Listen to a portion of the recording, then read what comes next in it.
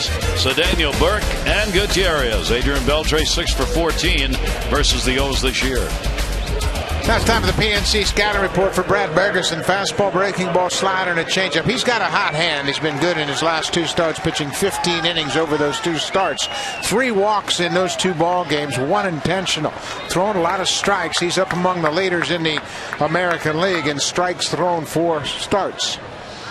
He is ready to go. Ichiro will stand in. Ichiro has taken over as the league's leading hitter coming into this ball game, and for Bergeson and any pitcher, you're always trying to keep him off and prevent rallies from starting, because this is where it all begins. He has continued after his 27-game hit streak was broken to just keep on hitting, which is not unusual for Ichiro. The last 2 ball games he has gone 5 for 8.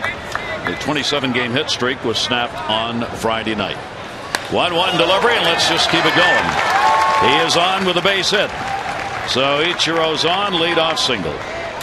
Well, Ichiro spreads out the defense about as thin as you can get it. He hits the ball all over the diamond. It's Raimo Jones and Markakis in the outfield. Andino continues to play shortstop with Cesar Asturis on a disabled list. His double play partner, Brian Roberts. Moore and Huff at the corners. And the rookie Matt Wieters is behind the plate again for Brad Bergeson. Seattle has won 7 out of their last 10, including the last 2. They are just a game below 500, 5 games out in the division. Russell Branyan, first ball swinging, and over the top of that one with Ichiro on at first.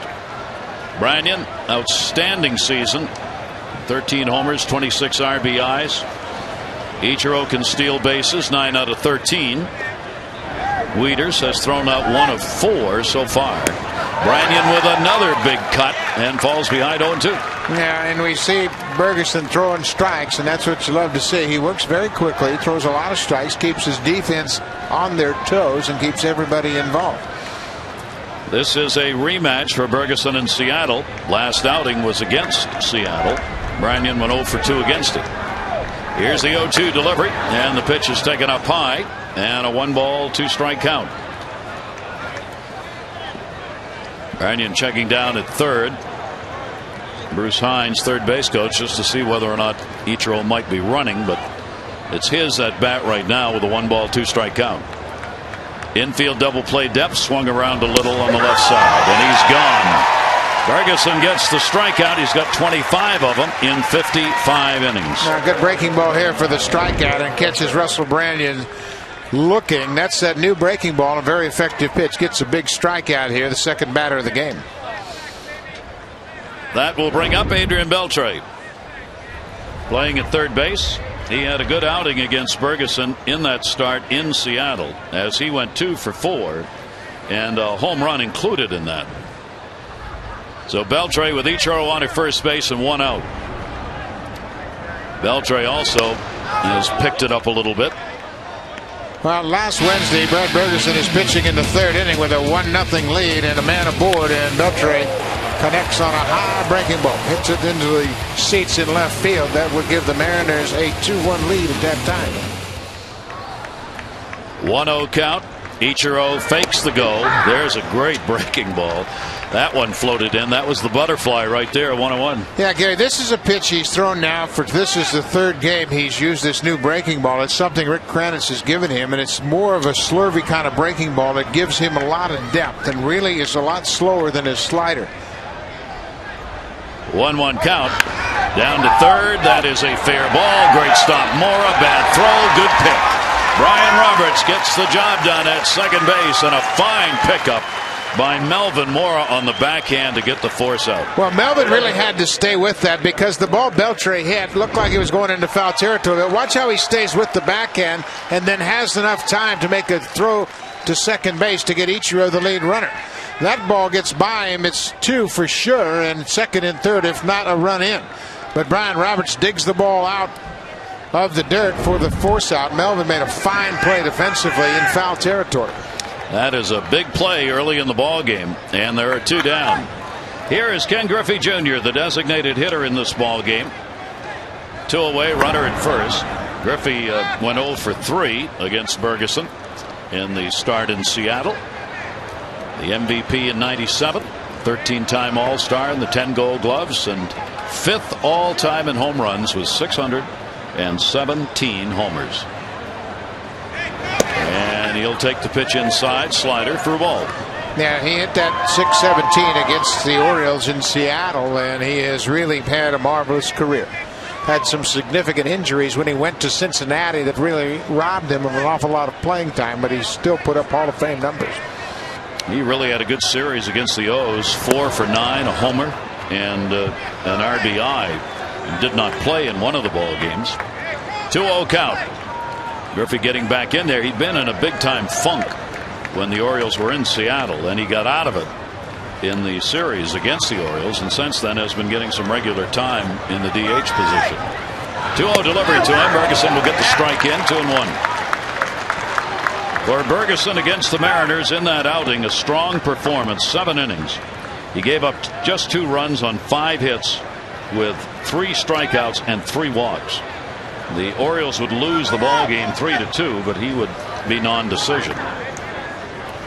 And Griffey will step out. Yeah, those 3 walks, one was intentional, and he really was in command all night long as he neutralized the Mariners. First time they had seen him, and he took advantage of that. Griffey waiting on a 2-1. Big shift is on, and he nubs it where the shift isn't, and it will be a foul ball. He'd have a double on that if that had stayed fair. Not really, but Ferguson was the only one even remotely close, with Melvin Mora playing at shortstop on the shift. Yeah, the only chance you had was for that ball to go into foul territory, and it did. Mora's going to retreat to that shift position at shortstop. See Brian Roberts way out in shallow right field for Griffey. 2 ball, 2 strike count. Beltre at first base. Average lead not going, and really got him to chase one. Good inning for Ferguson.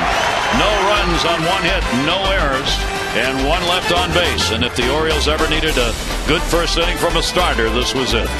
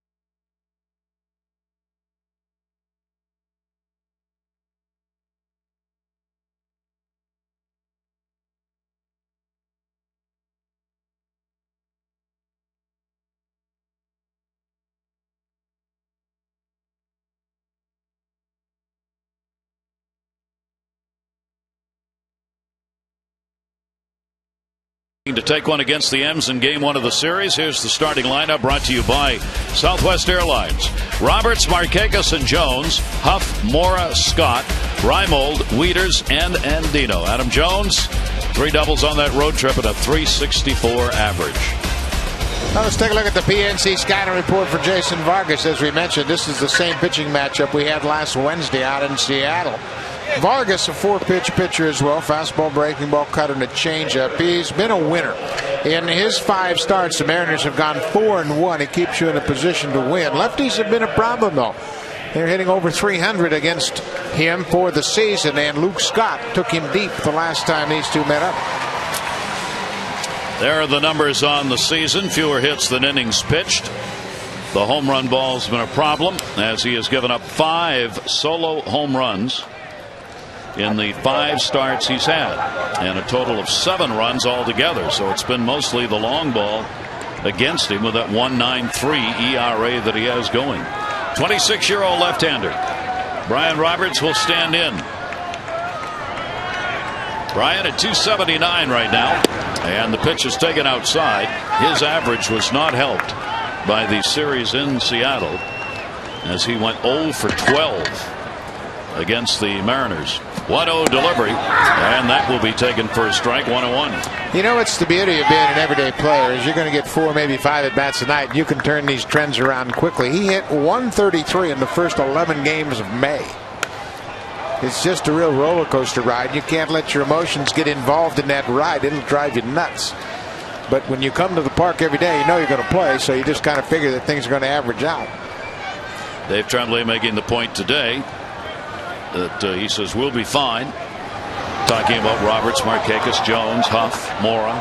He says they are what they are, and by the time this thing is done, the numbers that they have on the season will be more or less what their numbers are right now in the record books. And generally, that's true. Now, there are seasons where the whole thing falls apart and people disappear. 1-2 delivery, breaking ball. That is a fair ball. That's going to roll into the corner. Chavez going over to get it. Roberts on his way to second base, and he'll be in with a stand-up double for the O's. Well, that's a hot shot right down the line to start the game for Brian Roberts, and that's exactly what we're talking about. Each day is a new day. That's his 17th double of the season, and the Orioles are back in scoring position immediately. This is ripped right on the line down the third base line. You can see Philden Colbreth get a good look at it. Adrian Beltre doesn't necessarily agree with it. Look at the umpire's position as that ball goes right over the bag, kicks up the chalk on the outfield side of third base, and it's a leadoff double for Brian Roberts. 17 of them. So Roberts is on, and Nick Markakis, who's sitting in the number 2 hole, gets an RBI opportunity. And Markakis will take it down low for a ball. Beltre argued at third on the call, but the third base umpire, Philden Colbreth, pointed, said come here, and pointed down where the chalk had been disrupted, where the ball had hit. And you saw the chalk explode, as Buck said. So that's an easy call for an umpire if he's in position, and he was. The pitch will miss inside, and a 2-0 count on Markakis. Something the Orioles have not done of late, and that's draw free passes. Walks have been few and far between for a ball club that's kind of lost its patience. 3 walks in the last 38 innings. Looking back, Vargas, here's the 2-0 delivery, and that's going to miss outside. 3-0. Well, generally those things go together, the ability to get walks and the fact that you're going to hit well, because you're more selective, you're hitting strikes, you're more patient. Then when you get into the slump, the other occurs. You lose your patience, you don't take walks, you swing at balls. And you're out. 3-0 count on Markakis. Roberts jumping around at second. Cedeno trying to hold him. Takes it, and 4 in a row onto the strike zone, and Vargas surrenders a walk. Jones has got 2 on, nobody out. Adam Jones has been consistent. He's now hitting in the 3rd spot. He started out hitting in the 2 spot all year long. Got off to a great start. Now he's earned the right to hit 3rd on this ball club. Hitting with power, hitting for average, getting extra base hits. Adam Jones is doing it all offensively for his ball club. Here's where he ranks highest percentage of balls put into play. Adam Jones, since 1954, is doing a better job than any Oriole through this point of the season. Only the 2nd time he's batted in this spot. Roberts goes, no chance. Fake throw by Burke. Nobody goes from first, so he hangs on to it, a stolen base. Isn't this interesting how this inning's starting to look like April a little bit? Leadoff double, get a walk. Brian steals a base. Adams hitting with runners at 1st and 3rd, nobody out. Great jump at second base. Vargas never looked back at Brian Roberts, and no chance at all for Jamie Burke behind the plate. So Brian Roberts gets over to 3rd on his 11th steal. He's 11 for 15. Now 1st and 3rd for Jones. 0-1 delivery to him is swung on and missed. Big cut, and it will go to 0-2. Orioles, obviously everything that happens positively here in the first game, and the earlier it happens, the better it is for the O's. As they come off that road trip where everything went wrong and you just want to turn this thing around, so you start feeling good and feel like you can still play this game. And the pitch will be taken outside, and a 1-ball, 2-strike count. Well, it's important for Adam Jones to pick up one of these base runners. Obviously, you want Brian Roberts in from third base with no outs. Put it in play. Ideally, you want to hit and go first to third. 1-2 count on him. And he takes one to short. Runner coming. Play at second, 1. No relay. So it'll be a fielder's choice and an RBI for Adam Jones, and the Orioles take a 1-0 lead. Let's find Amber. Well, Gary, today is draft day in baseball, and with the 5th overall pick in the 2009 draft, the Orioles selected Matt Hobgood. He is a right-handed pitcher out of Norco High School in California, and he's a big kid. He's 6'4", 245 pounds. We're told that he has a fastball that peaks at 95 miles an hour. Director of Scouting Joe Jordan told me it came down to Hobgood and Zach Wheeler, another right-handed high school pitcher, but in the end, he said that he just liked Hobgood. It came down to a gut decision in the end, and he felt that the kid had character, personality, and would be great with this organization, Gary. And the draft, of course, continues on tonight. So Hobgood out of Norco High School in California. The Orioles' first pick as they had the number 5 pick earlier this evening. Big, strong body guy. He was a two-way player. He swung the bats, had some power, so he's athletic. So that sounds like a good pick for a high school pitch to come out and develop in your organization. Aubrey Huff, runner at first base. Aubrey will take the pitch outside. 1 ball, 1 strike. Aubrey had a 2 for 3 against Vargas in the series in Seattle. The Orioles get on the board first here with Adam Jones delivering the RBI, his 37th of the season. Adam now on at first base and 1 out. 1-1 delivery to Huff. Huff had one of those BPs where the other players were raising their eyebrows. He put some shots that took 1 bounce and hit the warehouse in batting practice today. Now, I don't care if it is BP. When you put the ball out there, you have launched a couple, and he did. 2-1. That will be fouled away. He decided to change the order of those hitting in his group today. Just one of the baseball superstitions. He usually goes first. He offered it, in fact ordered it to somebody else, and then took his shots. 2 ball, 2 strike count. Yeah, Luke Scott was hitting in his group, and Luke, obviously one of the hottest hitters in all of baseball, was challenging Aubrey to hit the ball out of the ballpark, and he did a pretty good job of that. He did. The Orioles in the month of June so far, obviously the offense has really struggled. Aubrey Huff hitting just .211, only 4 hits and 19 at bats in June. 2-2 delivery to him. He'll take that one in the air to left field. Chavez in the gap a bit. Runner halfway. Jones will go back. Aubrey Huff retired, and there are 2 down here in the first inning.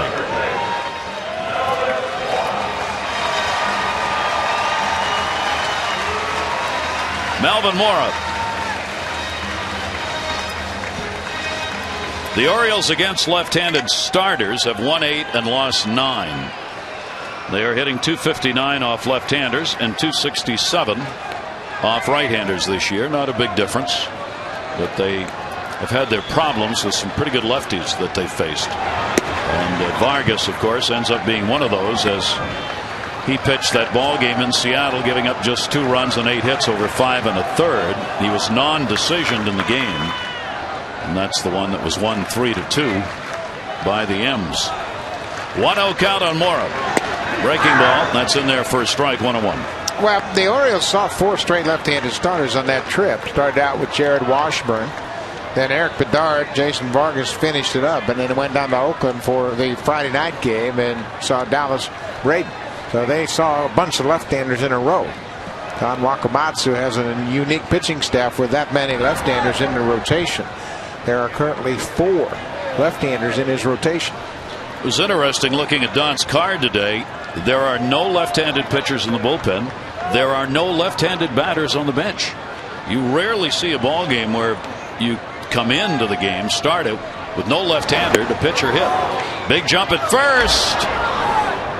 Not sure if he meant it or not, as Adam Jones got about a quarter of the way down on what looked like a delayed steal attempt, and then decided better not do this and came back. I think more than anything, he anticipated the ball was going to be hit. Watch him react. Kind of expected Melvin to hit it, and then took that extra jump on his secondary lead and almost got off too far.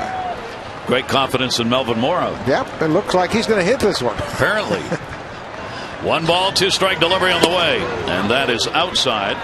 And Melvin Mora goes to 2-2. Melvin in the Seattle series, a couple of hits in 12 at bats. 1 for 2 against Vargas.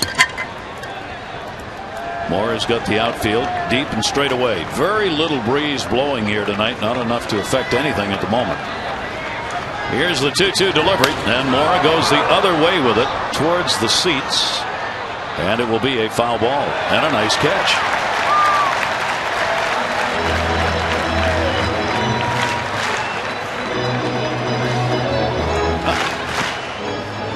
There is Rex Barney when you need him. 2 ball, 2 strike count. Vargas is having to work. It is humid tonight, so for the pitchers, fewer pitches thrown. Longevity increases in this ball game. 2-2 delivery on the way. Melvin Mora lifts that one to left field. Got pretty good wood. Back at the wall and up, and it's gone. Goodbye home run. And there's going to be an argument about fan interference. Melvin Mora gets the home run, but in left field, Chavez immediately claiming there was fan interference, and Wakamatsu's coming out. The third base umpire, Dylan Culbreth, is the one who will make the call. Take a look at the jump. The fan is right there. Oh, man. That's interference. That's interference. That sure is. He is over the playing field, and he interfered with Chavez's chance to make the catch. And that's they're going to go look at this one, and rightly so. Don Wakamatsu had talked to Field and Culbreth. Nobody had a real good look at it, but the replay should indicate that the fan was over the playing field, and the player has to have the ability to make a catch. That home run should come back. Now the home plate umpire, Gary Cederstrom, is in charge of saying if there'll be a look at a replay, and then he's also in charge of making the decision on whether the call was correct. The call is that it was a home run. Field and Culbreth. Now the other, they may not go back. If the umpires meet right here and say no, that was interference, they can call it right here. Well, there's the fan, literally his glove inside the glove of Endy Chavez's glove, and he's over the field of play. That ball was straight up above the fence, and it looked like it was over the warning track when there was contact made, and they indeed are going to look at this. One umpire is required to stay on the field. The crew chief and the other 2 will go. Field and Culbreth, Brian O'Nora, and Gary Cederstrom are going to review it. Now, Endy Chavez made that great catch in the National League Championship Series in 2006 to rob Scott Rowland of a 2-run home run in the decisive Game 7. Here's another look at this play here. The fan in the orange T-shirt right there, actually inside the glove of Endy Chavez. Chavez thought he had the ball, and understandably so. What he was feeling was the hat that the fan had in his hand in his glove. Yeah. Well, the Orioles had not had a play reviewed until Aubrey Huff had one reviewed in Seattle. A foul ball down the right field line that was called a home run on the field. Chris Gutierrez, the first base umpire, called it a home run. They went to the review and reversed the call. And the tip-off on that play was the base runner at first base, Nick Markakis, had made his way back toward the bag because he saw it clearly was foul.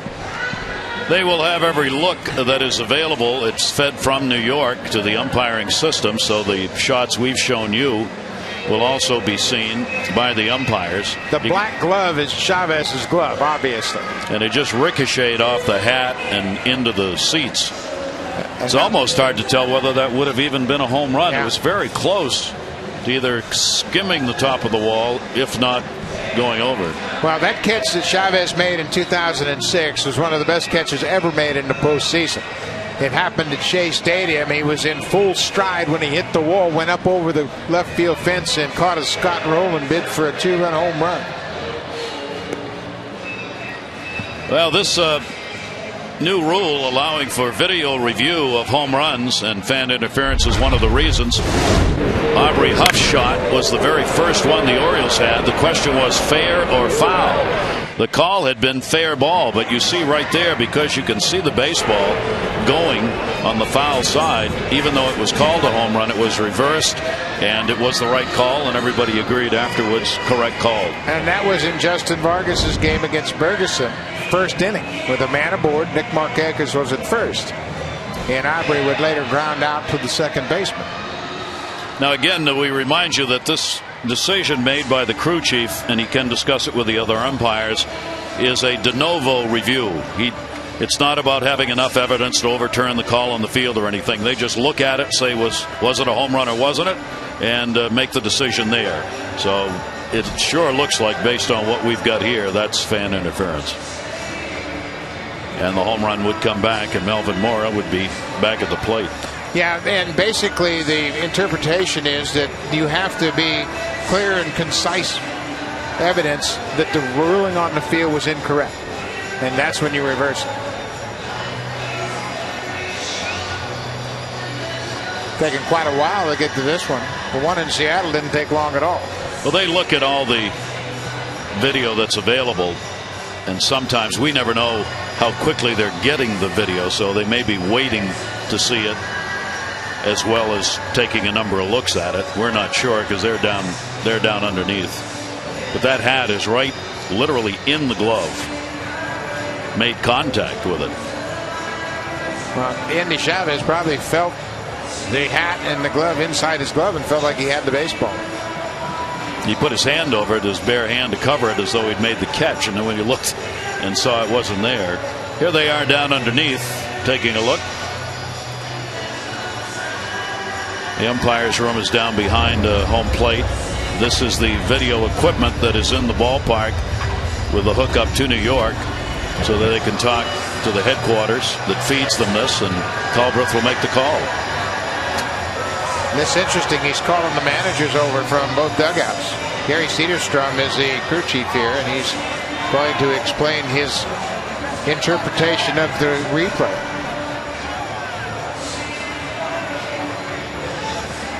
Wakamatsu now joining in the conversation.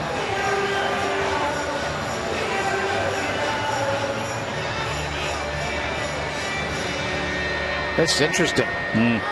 Generally, they make an indication before they get into any discussion. But I think it's a good idea by Cederstrom. Let the managers know exactly what the decision was, and if they have a question or whatever, they can ask. And there it is. It's an out. So Melvin Mora, because of the fan interference, is going to be called out, and that will end the inning. So what could have been an extra base hit, home run or not, we're not sure, but clearly interference, and there was a chance to catch it. Whoa.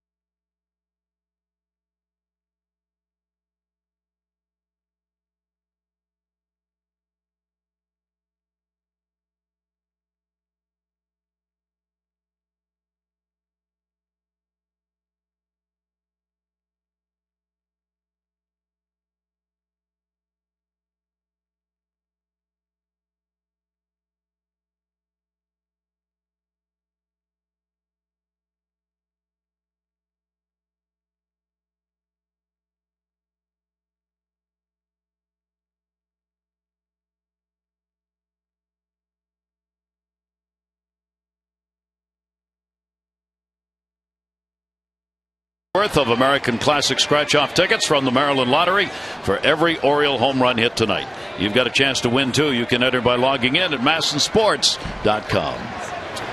Bergeson right back to work. And a strike taken as Jose Lopez, the second baseman, will lead it off.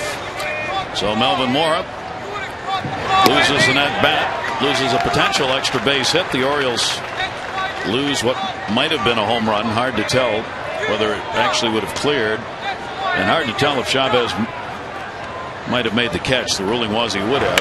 That ball is fouled off, but for the fan interference. And a 2-strike count.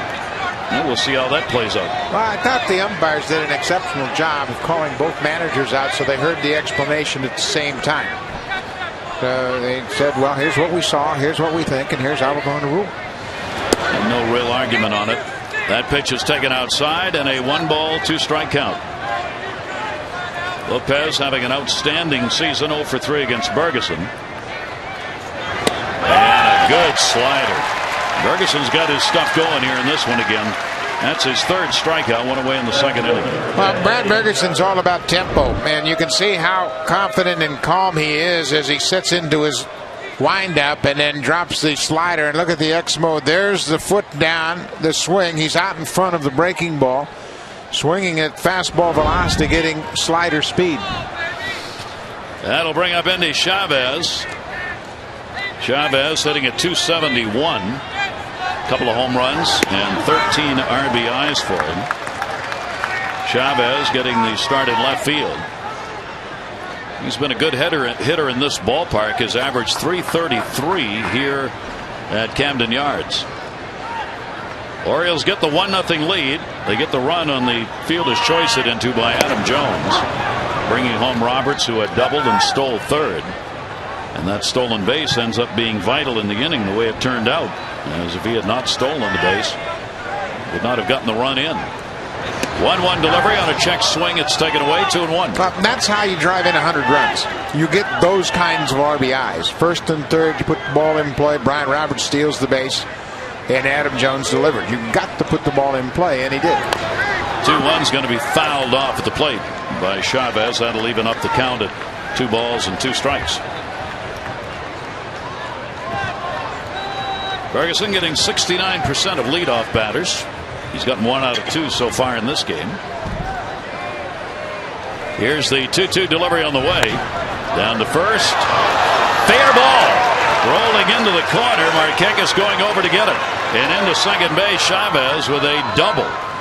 Boy, we've had some line shots in the first 2 innings of this ball game, and another close one at first base. Jim Wolf right on it. And Jim Wolf got a little bit turned around, but he knew what he wanted to call in his mind, because he uses his left hand to indicate fair. Right here, the umpire, you can see him spinning around, and there's the left hand to indicate fair ball. Aubrey Huff knew it was fair. That's why he tried to knock it down. This ball sneaks past his outreached glove, and it goes all the way down the corner. Look at Jim Wolf watching it right on top of the foul line. Now Cedeno. Ronnie Cedeno getting the start, his 10th at shortstop in the ball game, as Betancourt is out of the lineup. Cedeno hitting just 154, 2 home runs, 5 RBIs. Pitch to him as a strike. Betancourt, the regular shortstop, is in the doghouse of his manager, who doesn't like what he's been seeing as far as hustle and effort's concerned, and so he's not playing. 1-1 count, and Cedeno will pop that one up. Shortstop Andino, and he's got it. Big out. 2 down, runner at second still. Orioles have just announced an exciting new ticket offer. For a limited time, you can get the Orioles Rookie Flex Pack. Tickets to 4 games of your choice, including a prime game. The first 500 fans who purchase 2 seats get the autographed photo of Nolan Reimold celebrating a walk-off homer. Purchase 4 seats, you get the autographed picture of Matt Wieters, his first major league hit. For details, 888-848-BIRD. Go to Orioles.com. And a strike on the outside corner to Burke. Really their 3rd catcher getting a start here in this game, and he'll try and get that run home. It's only the 6th game he's played in. He's had only 17 at bats. Yeah, Jojima still out. He did most of the backup for Jojima last year, but Rob Johnson's done the majority of the catching, and the 3rd catcher is former Oriole Guillermo Quiros. Jojima's on the DL. They hope to get him back within 10 days or so. And Johnson right now is banged up a little bit just from catching every day. So Rob Johnson's getting a rest in the ball game here tonight. 1 ball, 2 strike count on Burke. Runner off second. Ferguson's slider will miss outside. 2-2. Seattle, as we speak, just 28-29, a game under 500, but only 5 games back in that American League West race. Texas out in front, and then Los Angeles, and Don Wakamatsu's got his team off to a decent start. 2-2 foul back. That Western race is going to be, I think, wide open. I mean, I believe Texas and their improvement, but it's not going to continue. They're going to fall away from their current 9 games above 500, I think, as that ballpark will catch up to them as the summer goes along as far as their pitching is concerned, as good as it's tried to be early on. 2 ball, 2 strike count. And Burke is gone. Ferguson on the money. That's 4 strikeouts. No runs, 1 hit, no errors, and a base runner left on. Scott, Reimold, and Wieters due up when we come back.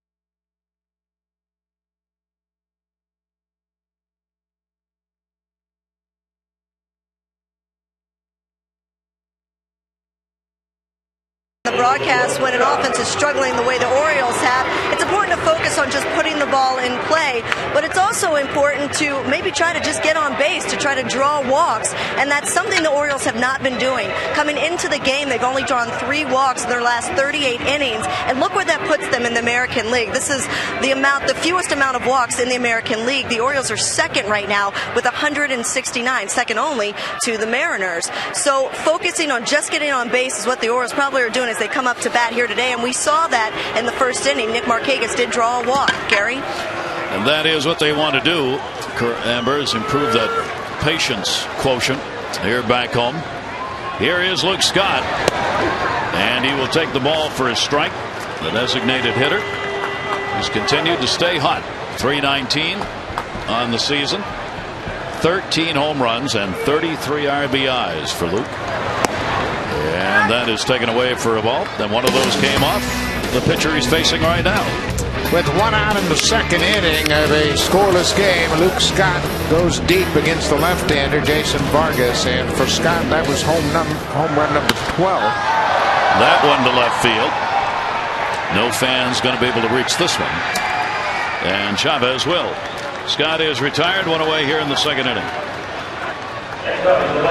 Vargas has given up those 5 solo shots, and that has left him with that 2-0 record in the 5 starts that he's had. 7 appearances, coming out of the bullpen when needed to be a starter and performing so well. Got to pitch some more. That will be taken away for a ball. Nolan Reimold. Reimold had a 1 for 2 off Vargas in Seattle. He'll foul that off the end of the bat. 1-1. Yeah, what Amber was talking about is the team getting walks, and you don't want to go up there with a mindset of walking just for the sake of getting on, but when you walk, it means you're really selective. You're patient, you're waiting for strikes, and if you don't get it, you'll take the free pass. That's the pitch that Vargas uses against the right-handers. It's a screwball pitch that goes the other way, and that's why right-handers are hitting only .217 off him. He doesn't have that pitch for lefties. That's why they're hitting .310. That'll be foul back and stay at 1-2. That's an amazing point that you make, that he doesn't have it for lefties. I just think he chooses not to throw it, and it's a mindset. If it's 3 feet shorter than your fastball, it's an effective pitch. I don't care if it's coming into you or not, because it's different speed. In fact, it may be better coming in on a left-hander, tougher to hit. For a long time, left-handers never threw changeups to left-handed hitters because they felt, well, it's going to come down and in his power zone. But it's the difference in velocity that makes it effective. Reimold's 2-2 is down low, and a full count 3-2. You can see the obvious impact to a right-handed hitter because it's not only off speed, but it's moving away and down and away to right-handed hitters. They wave at it and oftentimes hit it off the end of the bat if they hit it at all.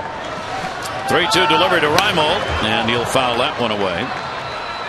And the count will stay at 3 balls and 2 strikes. One of the best lessons that Jimmy Key ever learned, and he pitched for the Orioles, of course, and pitched a long time for the Blue Jays, was he could never get out Mo Vaughn until he started throwing him changeups. And Reimold is gone. Good pitch down, and Vargas gets his first strikeout, and there are 2 away here in the second inning. Well, Jason Vargas stayed away from Nolan Reimold throughout this at bat, and that looked like another off-speed pitch, diving down and away. Watch where the bat is when the ball gets there, way out in front. Missed it by about a foot with that great arm action and sinking action on the changeup. 26-year-old left-hander with 2 down, nobody on. Here's Matt Wieters. Matt hitting at 143, 4 hits, 28 at bats, a double. Triple, and we'll take the pitch outside for a ball, 2-0. Well, I think Derek Crowley believes Matt Wieters is getting close, and a great round of batting practice shortened up his swing dramatically. A towering rainmaker pop-up at the mound.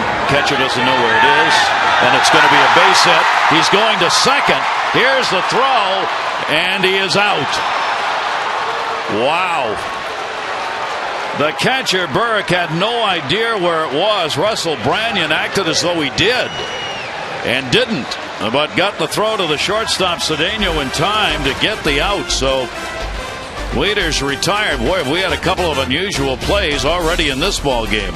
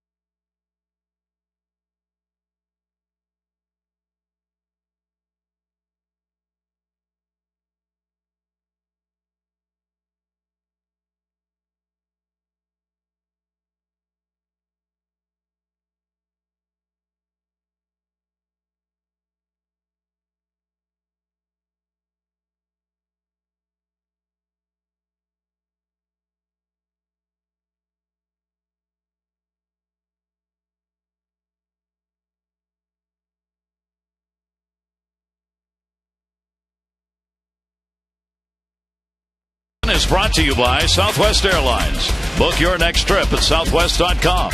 And by PNC. PNC leading the way. Possible home run that wasn't. Fan interference. Pop-up single that no one saw in the infield. Thrown out at second. That's how the last 2 innings have ended for the Orioles, who have a 1-0 lead. We go to the third. Franklin Gutierrez, the number 9 hitter, the center fielder. Gutierrez had a good series against the O's, 4 for 8 in Seattle. Down to third, Moore, a tough hop, side saddle, then gets it. Now you can see some good defense behind Brad Bergeson tonight because he throws a lot of strikes, and every time he cocks his arm, you think the ball is going to be put into play because he's pounding the strike zone. So the defense are always on their toes, anticipating a ball being put into play. And Bergeson working right along in this one. Mora will move in right on the grass at third. Ichiro has delivered a single and then got taken out on a forced play at second for the league's leading hitter. And he will take that pitch for a strike. This is the ballpark in which Ichiro has the highest batting average of any American League park. Here at Camden Yards, he is a .385 lifetime hitter. He's had 2 home runs here. This is the 35th game that he has played here at Camden Yards. The 0-2 delivery will be taken inside, and a 1-ball 2-strike count. He has, as you might expect, 300 averages in a number of other ballparks, just not quite as high. Fouls that one back, and it'll stay 1-2. And you can see by that last swing why he's able to hit 300. That ball was probably a foot outside, and he was able to get the bat on it and keep the at bat alive. There are the numbers Gary was talking about. The 34 games, hitting nearly 400. 1-ball 2-strike count on him. And a grounder foul outside of first base. He is third in hits in the American League. And of course, the long hitting streak that went for 27 games was a career high for him and a new franchise high in Seattle. 1-2 delivery. That one looped left field. Oh, mercy. I'm telling you, no one can be that good. It's like he just puts the ball wherever he wants it to go, and he's 2 for 2 in the game. Tremendous hand-eye coordination, the ability to stay on a ball. Watch how he stays on this pitch away and just kind of directs it toward the hole at shortstop. Look at how he keeps his hands back to the last possible minute and then extends all the way out to get that ball and drive it through the hole at shortstop. That'll bring up Russell Branyan, his strikeout victim, his first time up. Don Wakamatsu has continued to do what he did in Seattle, putting his best 2 hitters at the 1 and 2 position in the order. Figuring at the time we're not hitting very well, so let's put the guys together who can get on and try and get something going and give them as many chances at the plate as we can. Now, Wakamatsu has done some interesting things with this club, and first and foremost, as he has said, he has put guys in positions where they're comfortable. Russell Branyan is an everyday player now. Because of that, he's responded with a 300 average.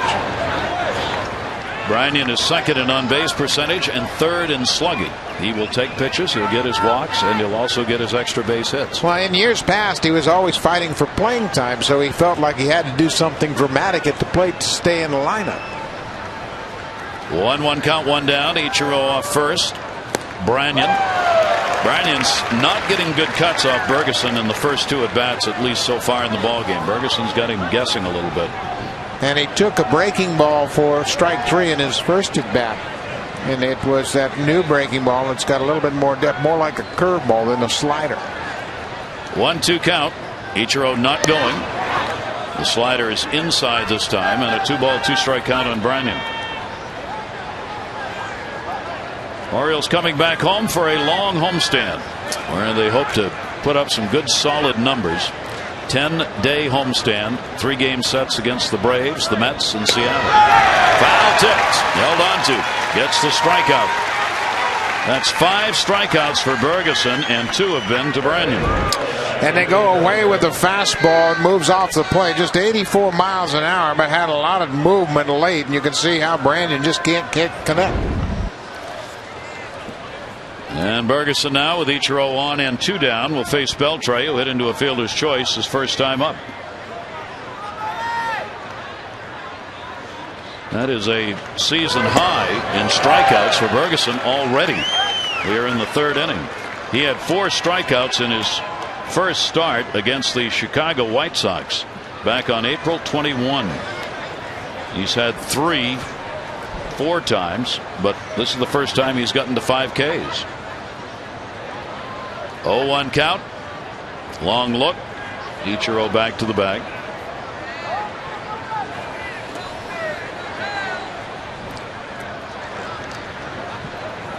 Of course, for the rookie major league pitcher, Bergeson's got a new major league high in strikeouts. 0-1 count, and that'll be fouled off. Beltre is finally, looks like the bat's coming around. He had a very slow start, extended slow start, but things have started to heat up for him a little bit at the plate. Take him a while with a number of at bats that he's had to get the average going, but in June he's hitting .360. Yeah, he was 0 for 23 before a 16-game streak that really got him up where he should be, at least closer to where he should be. Just hitting .246 at the start of this game. 0-2 delivery to him and a tapper. Bergeson, and he got it. Good inning. No runs, 1 hit, no errors, and 1 left on base. We go to the bottom half of the 3rd with the clouds clearing out a bit. Orioles up.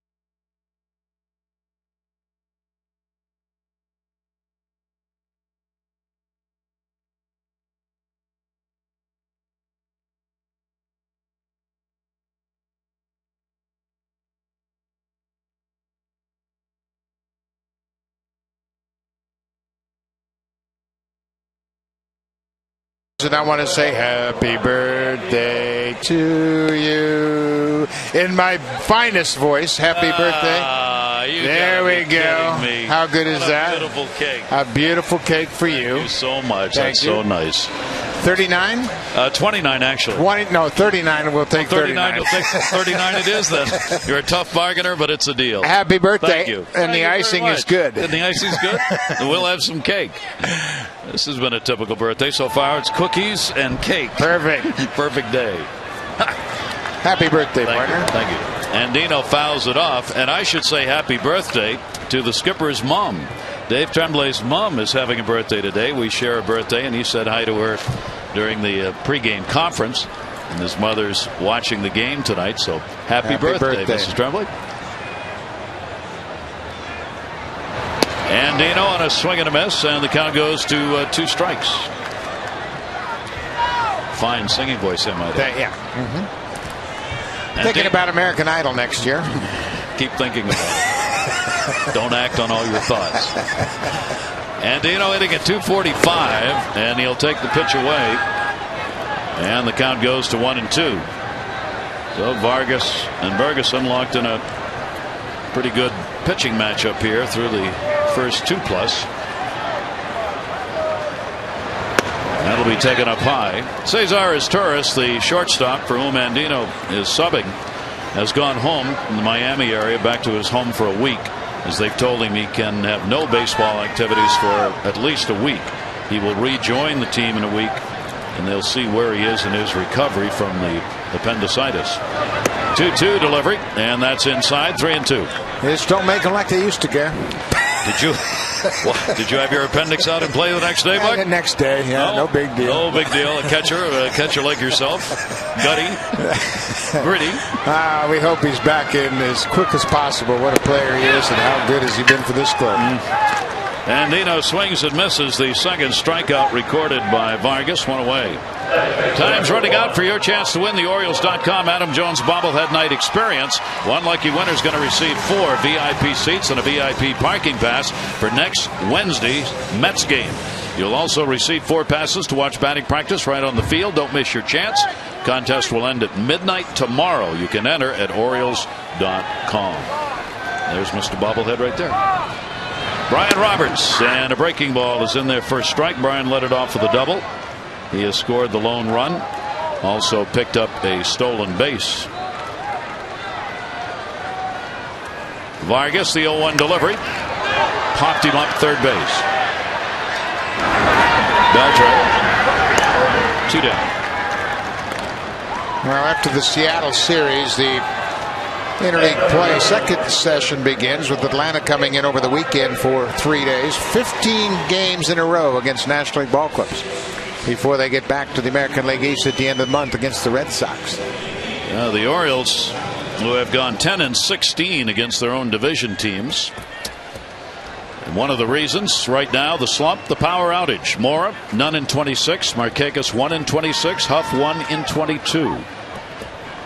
The home run ball has just disappeared, but for Reimold and Scott, who continue to account for the last 11 Oriole home runs. Yeah, I think that's the most alarming aspect of the offense recently, is how consistent it is up and down the order. Just a couple of guys hitting. That one is popped up to short. Cedeno. And Vargas mows on through this one. His first 1-2-3 inning. Orioles continue on top after 3, 1-0.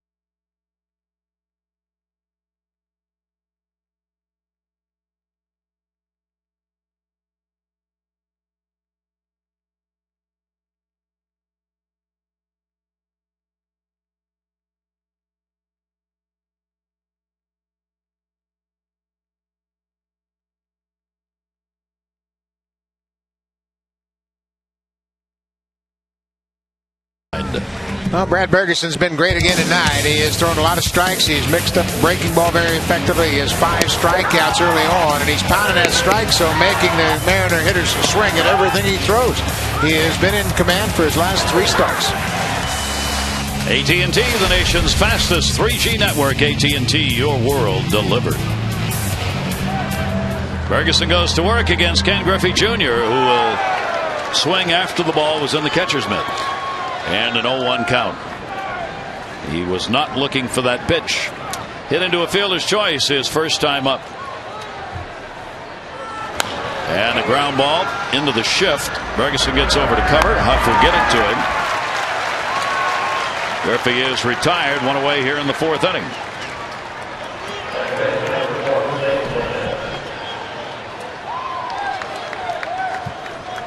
Well, the pitcher's dominating early in this one. Ferguson has had no walks and 5 strikeouts. Vargas a walk and 2 strikeouts. Orioles 1 run, 2 hits, no errors. The Mariners no runs, 3 hits and no errors. 23-year-old with 1 away. And the pitch is taken outside by Lopez, a strikeout victim, his first time up.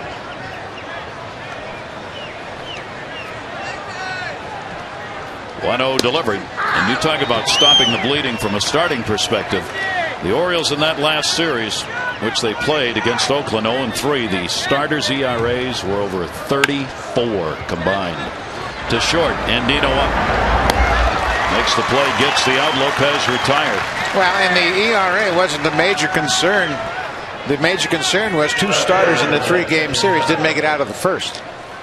And Brian Bass did a phenomenal job on Sunday, pitching 4 1/3 innings of hitless or of scoreless relief, just allowing 1 hit.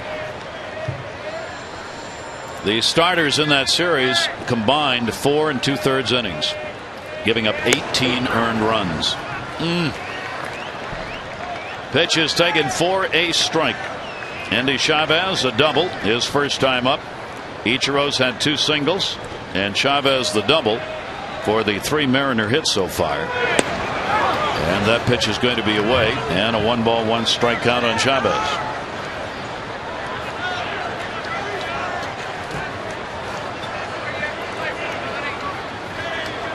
A 1-1 grounded to second base. Brian Roberts. Another solid inning. Ferguson works his way through it in a hurry, retiring the side in order. It remains 1-0 O's.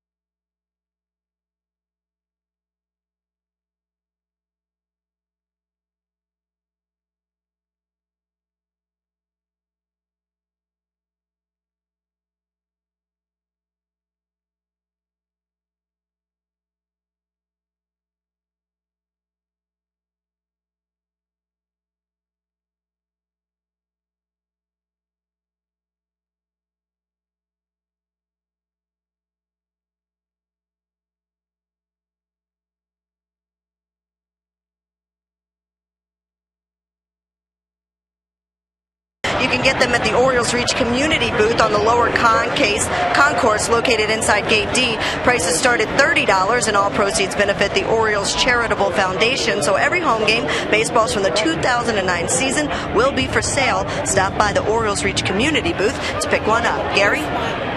Dear, not seen that in any other ballpark. Ground ball by Jones toward short. Cedeno. And 1 pitch and 1 out. Jones 0 for 2 does have the RBI as he had the fielder's choice. First time up, 1 away here in the 4th inning. Yeah, that's a pretty cool idea. You can buy a baseball game you watched. Then you can say you caught a foul ball. Exactly. And have it certified. Yeah, well, just really won from the ball game. Here's Aubrey Huff. He flied out. His first time up. Aubrey now 3 for 12 on the year against Seattle pitching. Vargas, and the pitch will be taken down low. Orioles obviously delighted to get home, at least as far as the hitters are concerned. The Orioles have the largest differential in the league between road and home average. A .300 team batting average at home and .229 on the road. The 1-0 delivery will be taken away, and no one cares more about that right now than Aubrey Huff, because on that road trip he just could not buy that extra base hit or home run despite tic-tacking the ball pretty well a few times. That's going to miss away, and he's ahead on the count 3-0. Yeah, he probably hit 3 balls in the Seattle series. It would have been out of this ballpark, but you're in Seattle. Exactly.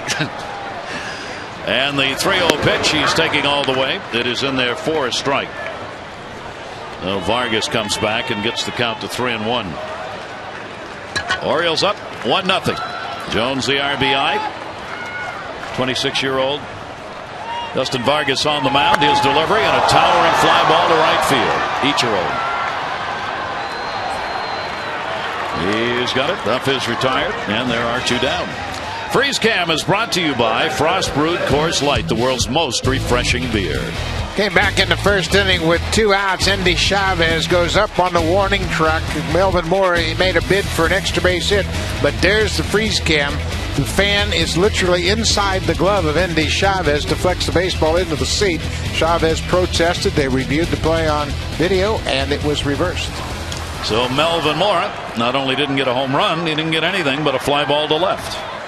Put out to the left fielder on the play in the fan interference review. Melvin tries the other way. This one down the line, curving foul. 2 down, nobody on here.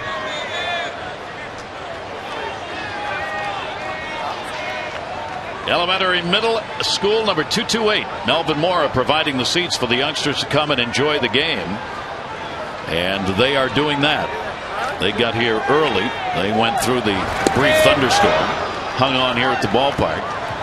And Melvin making it possible for, as part of the Orioles Reach program, to have the kids on hand. You see the skies have changed dramatically. It's actually breaking up a little bit, and there's actually a little sunset up there. That one hit twice, a foul ball, and it'll stay at 2 strikes. Yeah, that Orioles Reach program is outstanding because so many players have become involved and give the kids in the community an opportunity to come out to the ballpark. Melvin's group is called Melvin's Amigos, appropriately so, and certainly looks like they're having a good time.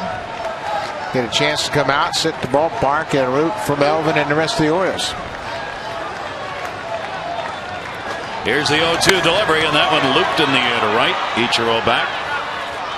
And these 2 pitchers right now dominating a 1-2-3 inning. That'll be 6 in a row that have been retired by Vargas. Still 1-0.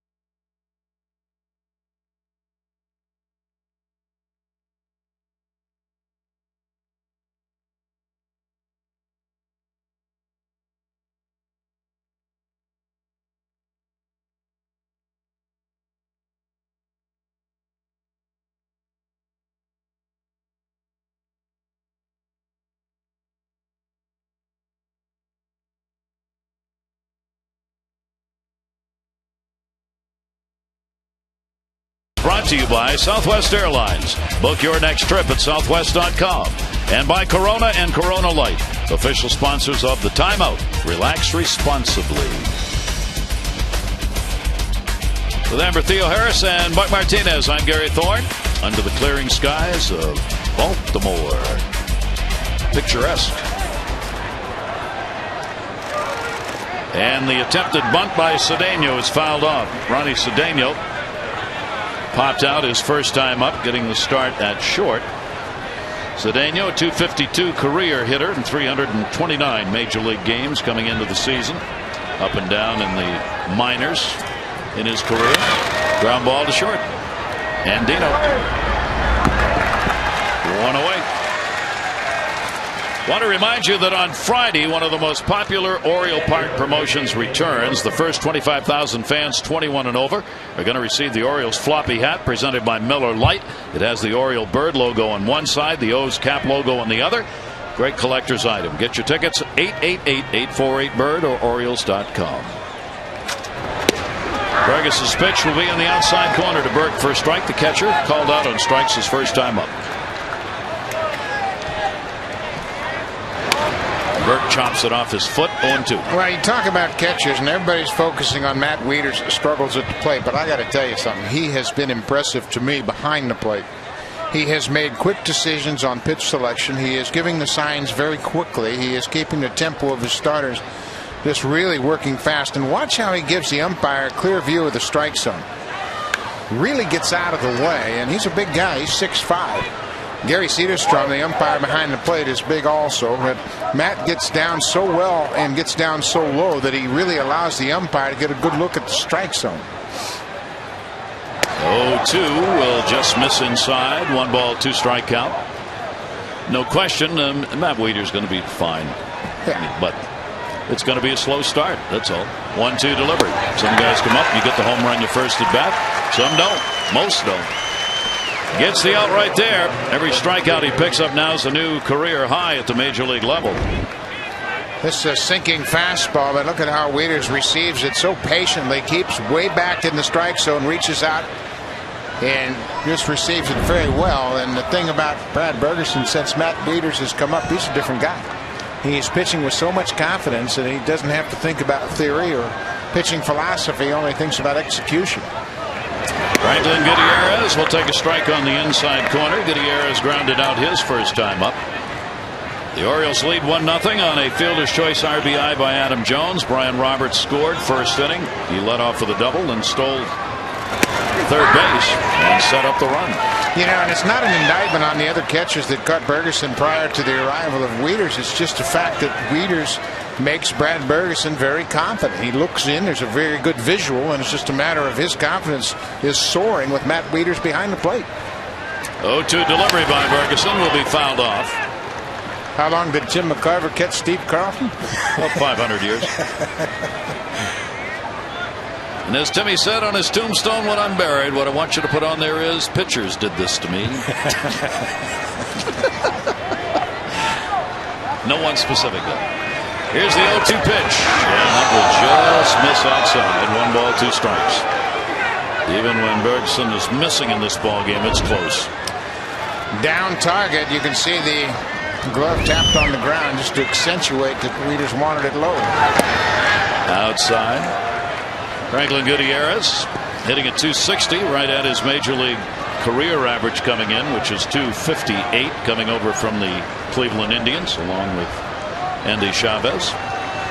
2-2 delivery on the way. Ground ball to short again. Ferguson's getting those ground ball outs. Andino gets it over. Huck picks it up. And he's retired the side in order for the second inning in a row. 1-0 O's.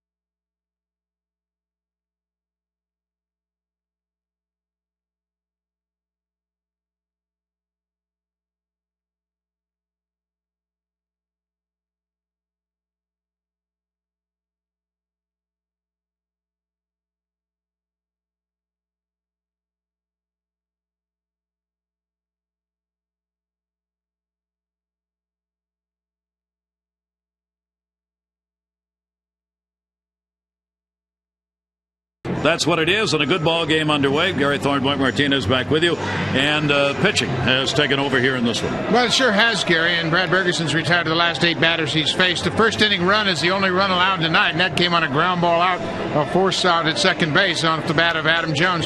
But again, a walk in the middle of that inning to Nick Markakis allowed the 2 runners to get on base.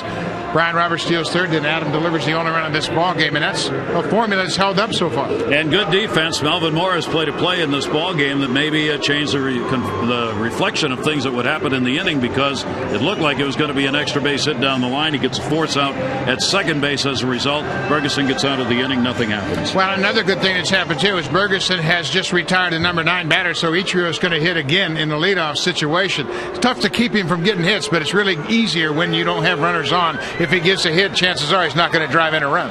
Here is Luke Scott. As we mentioned, he and Reimold have been the two providing the home run power over the last couple of weeks for the Orioles. Luke in the ball game, and 0 for 1 as he flied out to left field. His first time up. Vargas's delivery, and that will be taken away, and the count goes to 2-0. Vargas has walked 1 and struck out 2 so far in the game. The lefties with that .310 average and 3 of the 5 home runs he's surrendered. And Scott has 1 of them. May be playable down the line. Beltre, the third baseman, is there, reaching into the seats, and can't get it, and kind of banged his hip a little bit there as well as he went into the wall along that left field line, but I guess he's all right. Gets over just to the wall, then kind of jumps into the wall, and it was a seat or 2 deep into the seats. He didn't have much of a chance to make a play, but got over there and gave it kind of a backhanded effort.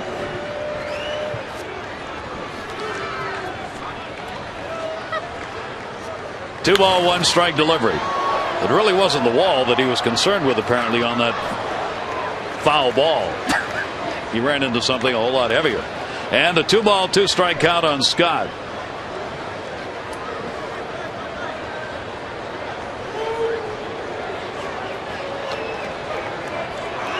What else is going to happen in this game?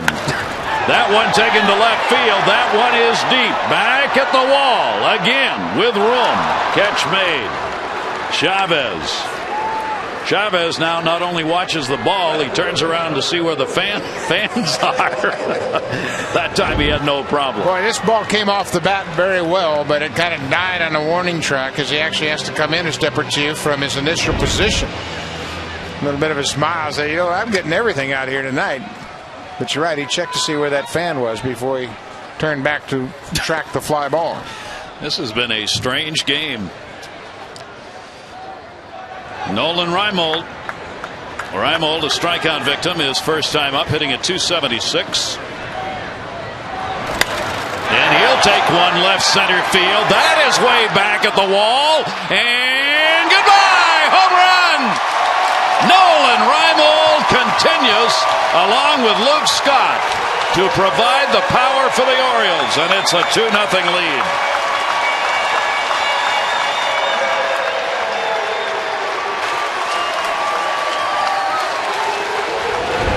Nolan Reimold's got raw power. He just muscles this ball, inner part of the plate. Watch the extension where he makes contact out in front of the plate. Exmo gives you a great idea about the strength of Nolan Reimold. Gutierrez has a beat on this ball, just runs out of room. His 7th home run of the season and his 15th RBI of the year. Nolan Reimold, another solo shot off Vargas, the 6th solo home run he has given up in 6 starts. And that is taken down low. Wieters, a single, his first time up. Wieters involved in an oddball play as the thing fell in up the first baseline about 30 feet, and he ended up being thrown out trying to stretch it into a double. This one's a base hit into left center field. Gutierrez over to get it. Wieters, the turn, will stay, and he's got a 2-for-2 game.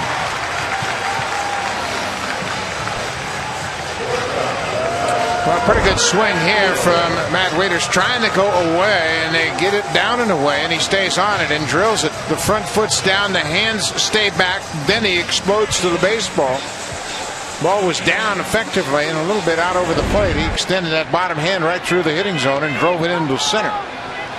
Rick Adair, the pitching coach, out to talk to his left-hander as they're starting to stir down in the Mariners bullpen now.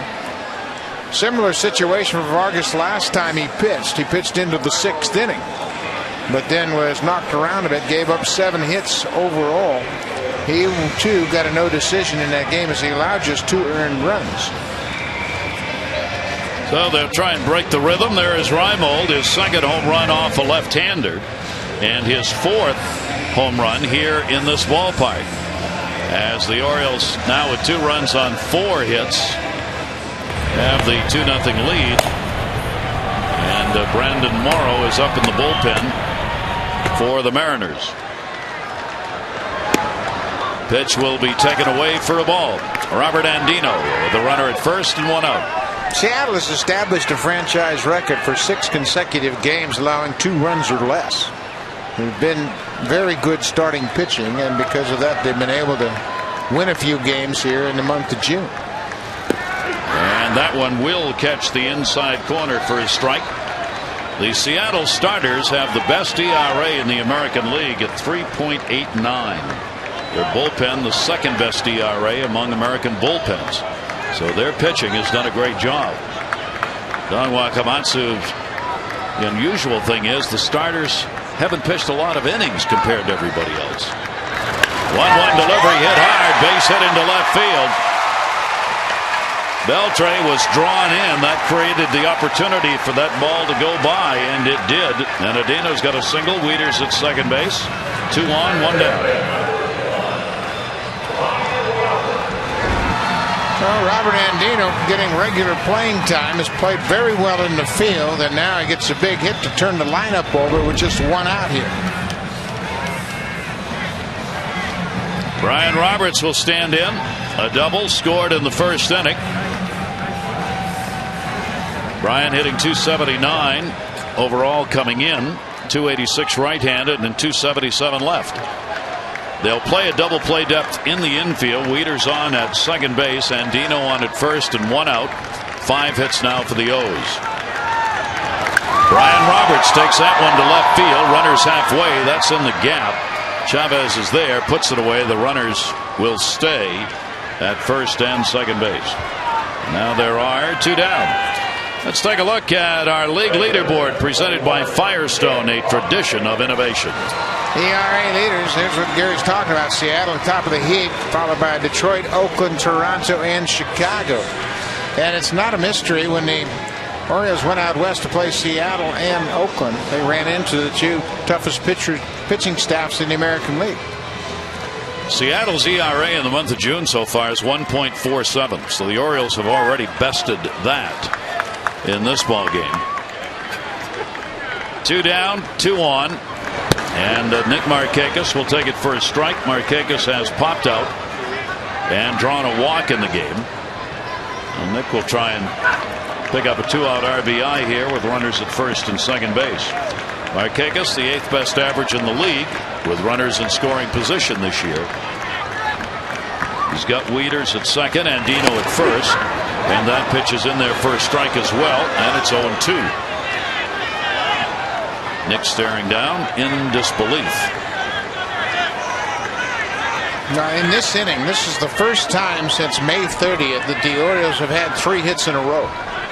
It's been that kind of struggle for them offensively.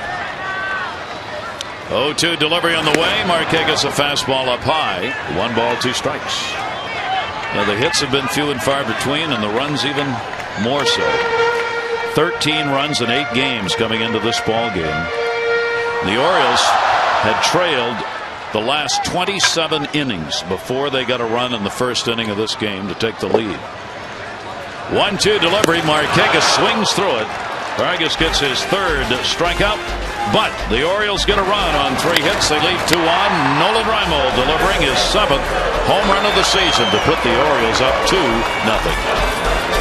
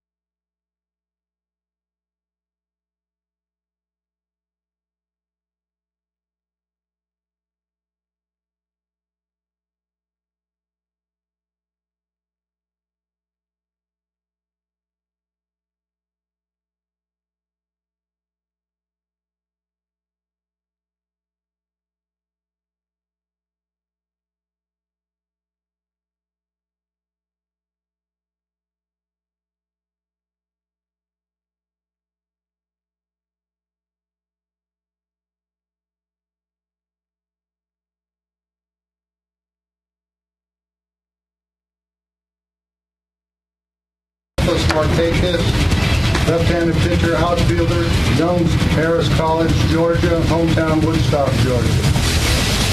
It is draft day today. That was the day Nick Markakis was drafted. That was his pre-draft workout. I think he's changed a little bit as to how he looks. Holy cow. Well, the Orioles can certainly be proud of that draft selection as he's turned into a perennial 300 hitter, one of the better right fielders in all of baseball, and he was a pitcher outfielder, and that's how he was drafted. Ichiro's already 2 for 2 in the ball game, and what a play if they got him, and they did. Ferguson getting off the mound in a hurry, and Huff making the flip to get Ichiro.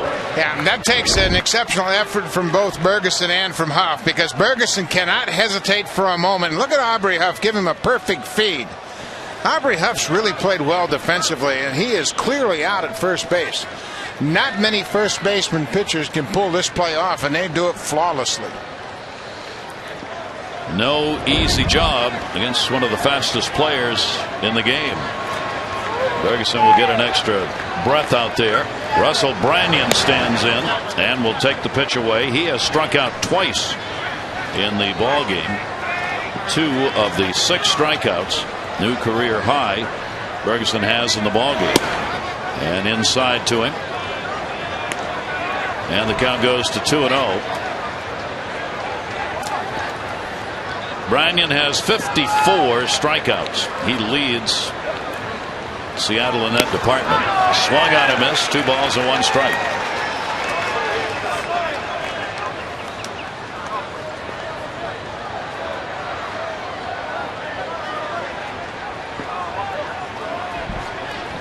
The 2-1 delivery on the way, and that'll be in foul territory. Melvin Moore with the shift, a long way to go. He was playing over in the shortstop hole and had no chance to get there. We were talking about Nick Markakis. Don't forget the All-Star voting going on, and the latest results, Cesar Torres is 5th among the shortstops in voting, and in the outfield positions, Adam Jones is 7th and Nick Markakis is 10th right now in the voting. The top 3 at the moment are Jason Bay, Josh Hamilton, and Ichiro, followed by Carl Crawford, Torrey Hunter, and Ken Griffey Jr. 2 ball, 2 strike count, and that's a sharp hit center field. Jones on the second hop. Branyan is on with his first hit with 1 away here in the 6th.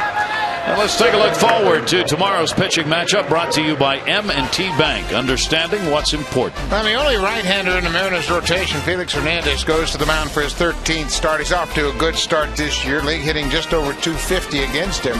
Jeremy Guthrie wanting to turn things around after a disappointing start out in Oakland when he lasted just 2/3 of an inning. Anxious to get back on track and get an opportunity to keep this Mariner team in check. Beltre's ground ball to Brian Roberts. Taylor-made. Andino guns it. They got him. Good defense working tonight for the O's as they turn the double play. No runs, 1 hit, no errors, and nobody left. O's lead at 2-0.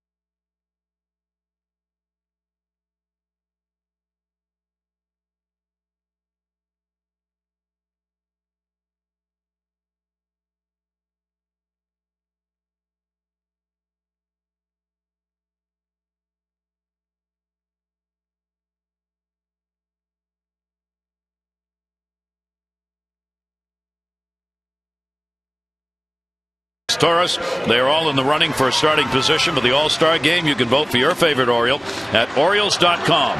Vote orange, save green by voting for your birds the maximum 25 times. You'll get a free upper reserve seat to any non-prime O's game after the break. Vote early and often. Details at Orioles.com/vote orange. Real good pitching matchup here tonight on what has turned out to be a rather nice evening at the ballpark after the thunderstorms went through. 65 degrees at game time. A lot of clouds. Much of that is broken up here tonight. Adam Jones, RBI, fielder's choice first inning. 0 for 2 officially. Jason Vargas delivers to him. He shows bunt, fastball taken up high, ball 1. You got Beltre moving in at third base. Beltre will back up, but probably a step closer than he was before. Jones on a cut on a ball way away. 1-1. Yeah, that's been a consistent pitch for Vargas. That fastball or turn me over changeup away to right-handed hitters. He's been very effective with both those pitches tonight. Adam, 364 is average so far in June coming in. He'll take the pitch outside. And a 2-1 strike count, batting in the number 3 spot.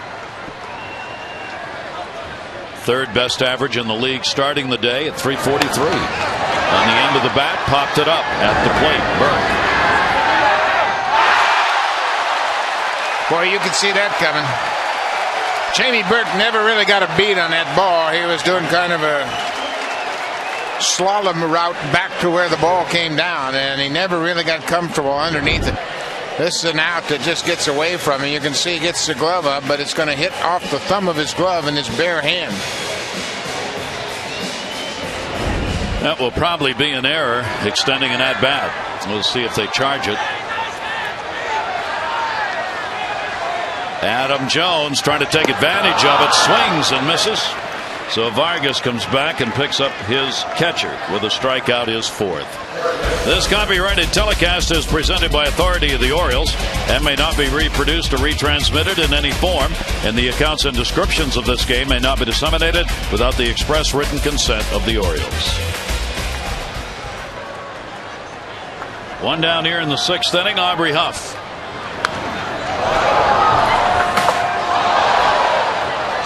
Jumped on that one, fouled it right straight back. He wanted that pitch and just missed it. 2 fly ball outs, 1 to left and 1 to right so far in the ball game for Huff. Now 4 for 21 in June. Still hitting at .260 with the 8 home runs and 39 RBIs. I tell you, we have seen Vargas now twice in the last week, and both times he's been impressive. I know he's given up 7 hits last time out, 5 tonight, but he's thrown some quality pitches. That's a ground ball towards the middle, and that's through for a base hit. And you can hear Huff down at first going, yeah, I hit a ball 390 feet 8 times and I get nothing. I put a 4-hit bouncer up the middle and I got a single. Baseball, you gotta love it. And this ball just off the end of the bat bounces over the mound and splits the 2 middle infielders, goes into center field. No rhyme or reason, is there? Nope. Melvin Mora now. We forgot to mention earlier, Buck was talking about it between innings. Melvin Mora got denied perhaps a home run because of fan interference. And it's Melvin Mora t-shirt night. Is there any justice here? Huh? And the fan that interfered with Endy Chavez, of course, had a Melvin Mora t-shirt on.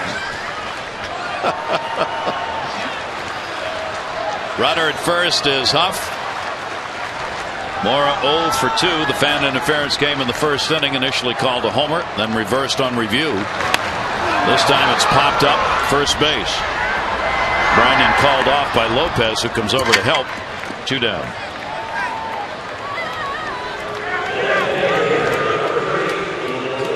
Huff has to stay at first base, and that'll bring up Luke Scott. Luke Scott, coming into this game facing a left-hander, Jason Vargas, had been 9 for his previous 14 at-bats against left-handers, including 5 home runs.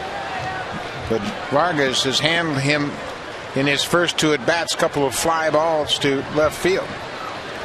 Great numbers against the left-handers this season. He's hitting .361 off lefties, .304 off right-handers. .361 off lefties now. He finished up .275 off from last year. Almost 100-point improvement. You've got to give Luke an awful lot of credit, Gary. You remember back in spring training when he wasn't really thrilled over the idea of being the everyday DH, but he has taken to it and handled it very well. 1-0 count, runner at first base. And as a result of his work in the designated hitter role, he is now 4th in designated hitter batting average, 1st in homers, and 3rd in RBIs for DHs around the American League. Those are quality numbers. Gary Crowley mighty happy about that performance. The pitch is a strike on the outside corner. Vargas painting right there, and the count goes to 2-1. Yeah, it seems as though there aren't any of the prototypical DHs anymore, if you will, and discounting what David Ortiz has done in Boston, of course. He is a prototypical DH, having a very uncharacteristic season. Did he go get his eyes checked today? Was that today? They found out they were dry. That's it. His eyes? Yeah. They had dry eyes. So now they're going to use drops, but, you know, it's a little bit more than that, obviously. But they try to find out anything. 3-1 delivery on the way. Well, I think we mentioned, if you look at 2 years ago or even last year at a swing of David Ortiz and compare it to a swing of David Ortiz this year, it isn't even close. No. He's getting his body involved in his swing, and it's drifting forward, and because of that, his hands are going with him, and it slows the bat through the zone. It's really sluggish coming through the hitting zone. It is noticeable to the naked eye just watching. 3-2 count. Runner going at first. That's a base hit up the middle. Aubrey Huff will make the turn and head over to third. Gutierrez will get it back in. Scott is on. 2-out single, first and third. Well, there's Luke wearing out the left-handers. Hit one off the end of the bat. Got a fistful of bees, but he'll take it. He's now 1 for 3 against Vargas. Just a shot up the middle. Aubrey Huff breezes around second, moves into third with 2 outs, and that's going to be the end of the night for Jason Vargas. Reimel coming up, who delivered the home run off him, and Vargas will not get a chance to get retribution.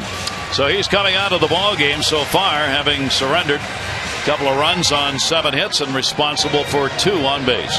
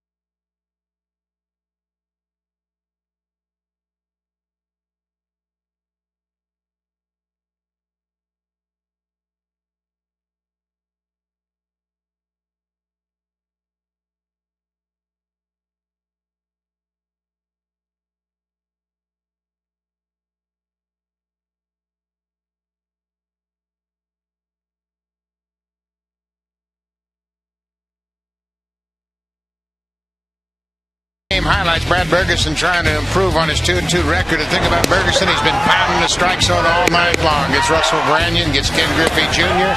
Lopez goes down swinging at his slider. Burt can't pull the trigger. 6 strikeouts tonight for Brad Bergeson.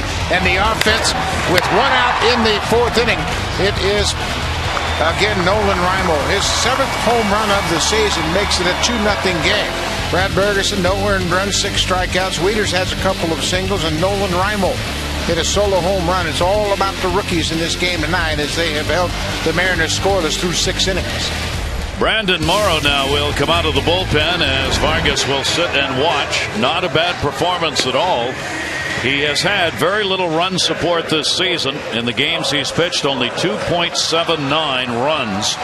And tonight he got none. So Brandon Morrow, the 24-year-old right-hander, comes out of the bullpen. You see the innings pitched only 16. He'd been on the DL. Right biceps tendonitis put him on there. And in 6 games since coming off, he's gone 0-2 and given up 8 runs in 7 2/3 innings, including 3 home runs. First and third here for Nolan Reimold, 2 down. And Morrow's got a big arm, 96 mile an hour for strike 1, but the problem has been his control. You can see he's got 14 walks, 19 strikeouts, but he's got the arm they think can eventually develop into a closer. Orioles up 2-0, trying to add to it. Reimold will. Base heading to right field. Huff will score. Suzuki will get it back in, and Reimold's got his second RBI of the night and a 3-0 Orioles lead. Well, what a beautiful swing as he plates Aubrey Huff, who had reached with a 1-out single. And Nolan Reimold got a gauge on the fastball and just stays behind it and drills it through the right side. Squares up on the barrel and throws it through the right side of the diamond. A line drive base hit, 2 hits, 2 RBIs, including his 7th home run of the season. 16 runs batted in. The best thing that happened to Nolan Reimold was Matt Wieters coming to the Orioles. Nolan Reimold has just quietly done everything that you would want from the guy who's taken over the left field job. And he's done it because he's been out of the spotlight, at least in part, because Matt Wieters, since he's come up, has garnered most of the attention. And so Reimold's just kind of gone along and done his thing. And now he's hitting .295. Yeah. Matt Wieters, 2 singles in the ball game. That'll be taken down low. Good stop made by Burke. Orioles now with 8 hits in the ball game. Huff scoring. That run will be charged to Vargas. He's also responsible for Luke Scott at second.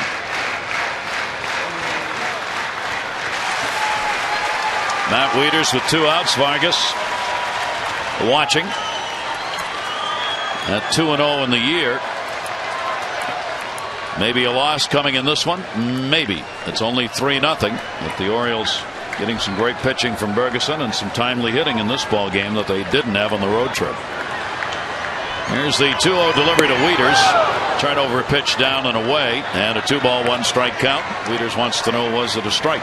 Yeah, and he found out it wasn't. It was a pitch off the plate. Certainly not a pitch you want to swing at 2-0. Had the count in his favor, and you can see how he extends. That ball was away. He's 4 for 15 batting right-handed, 2 for 15 batting left. 2-1 delivery to Wieters. He takes that one towards center field. Going back, Gutierrez is there, and he's got it. But the Orioles take advantage of a 2-out RBI by Nolan Reimold to improve their lead to 3-0.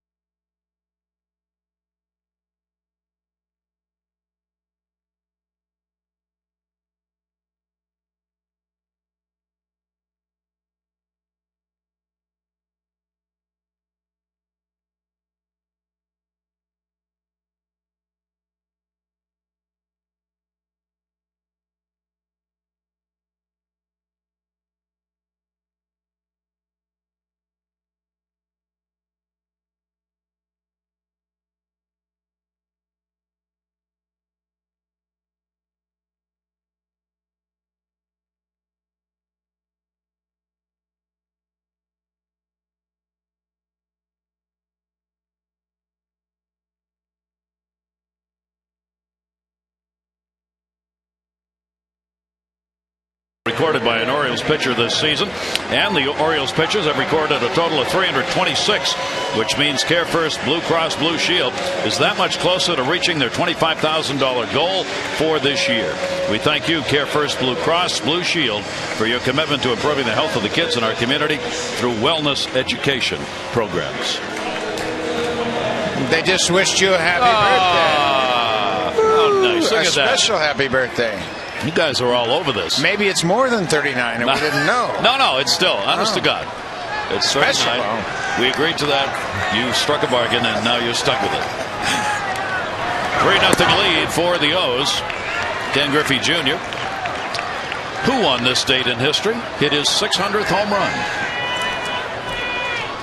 0-1 delivery on the way.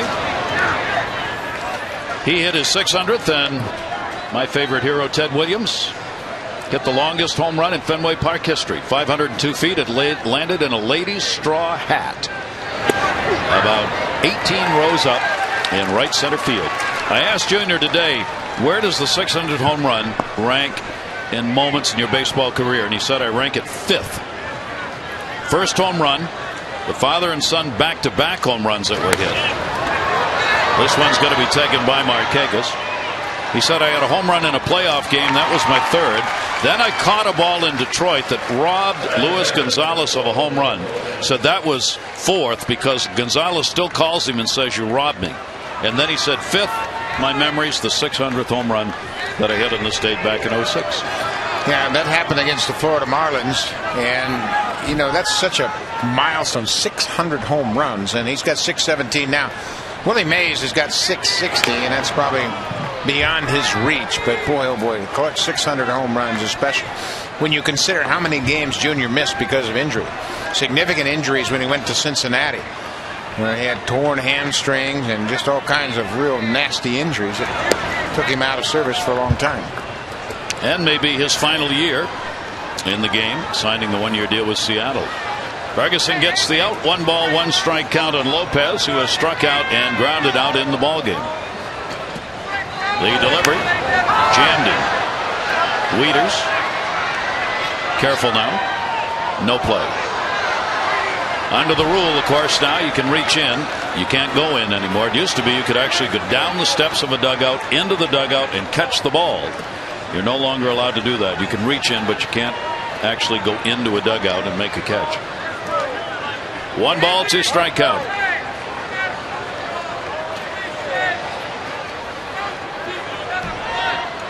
Lopez, a 3 for 14 on the season against the Orioles.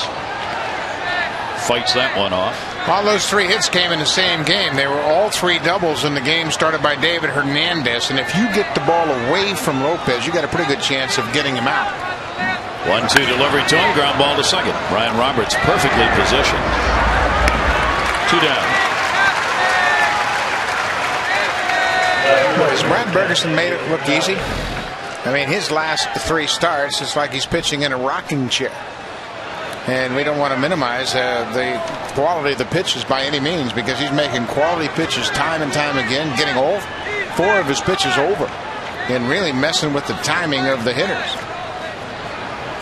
He's got 2 down here in a hurry in the 7th inning. Andy Chavez, center field.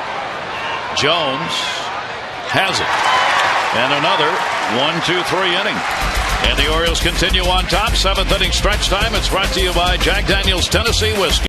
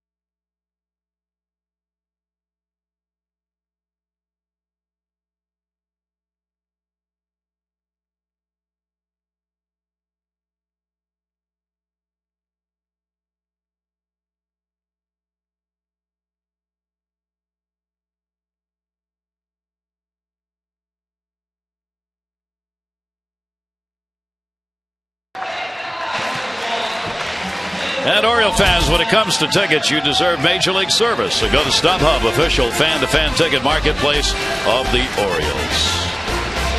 Right here with Seattle tomorrow at 7 and again on Thursday. Then the Atlanta Braves interleague play begins Friday at 7, Saturday at 7, and a Sunday afternoon matinee game against the Atlanta Braves. A ball club very much in contention in the National League Eastern Division. Well, they sure are. They've got a great pitching staff, and now they've just made a very impactful trade, picking up Nate McLouth, the all-star center fielder from the Pittsburgh Pirates. And I think they're going to continue to deal as they try to get better and better, but they've got the pitching to win that division.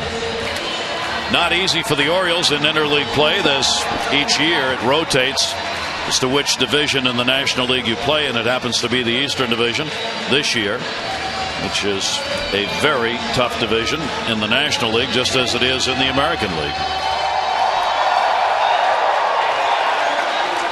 On the mound, Brandon Morrow came on in relief, gave up a hit, and got the final out in the last inning.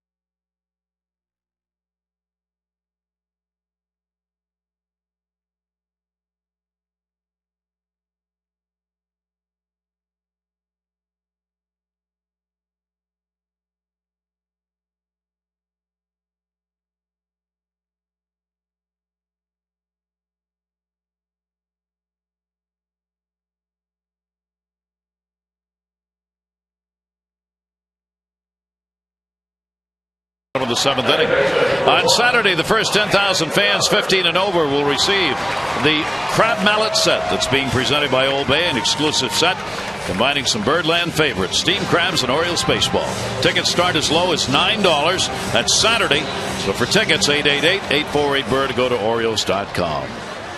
Now, I got to tell you, those are some substantial crab mallets. I got a chance to sample them the other day, and I think they're very appropriate for summertime for an Oriole fan. I think they're very appropriate to bang on the desk of a producer who's not aware that you're there or going to do that. It makes a lot of noise. It's hard. It doesn't break. It was amazing. Yeah. And she jumped about 5 feet. Here's the 1-0 delivery. Roberts will foul that one back. He's had a double, 1 for 3.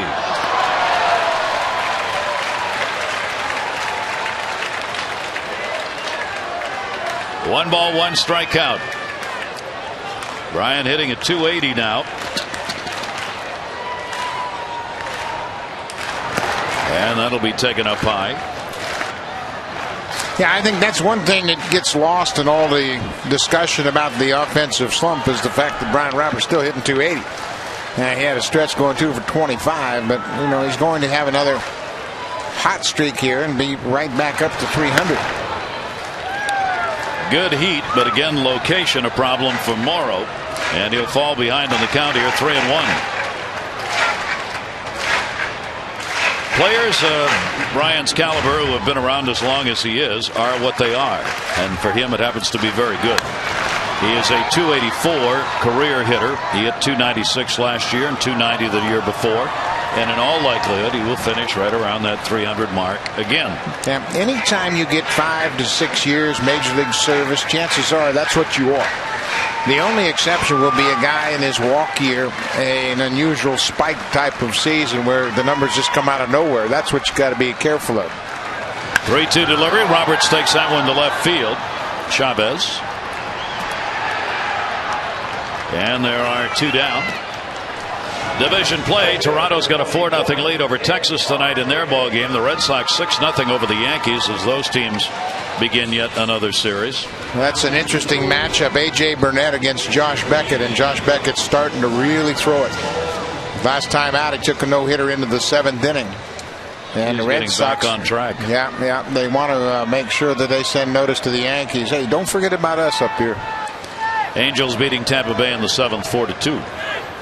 Nick Markakis, he'll take the pitch up high.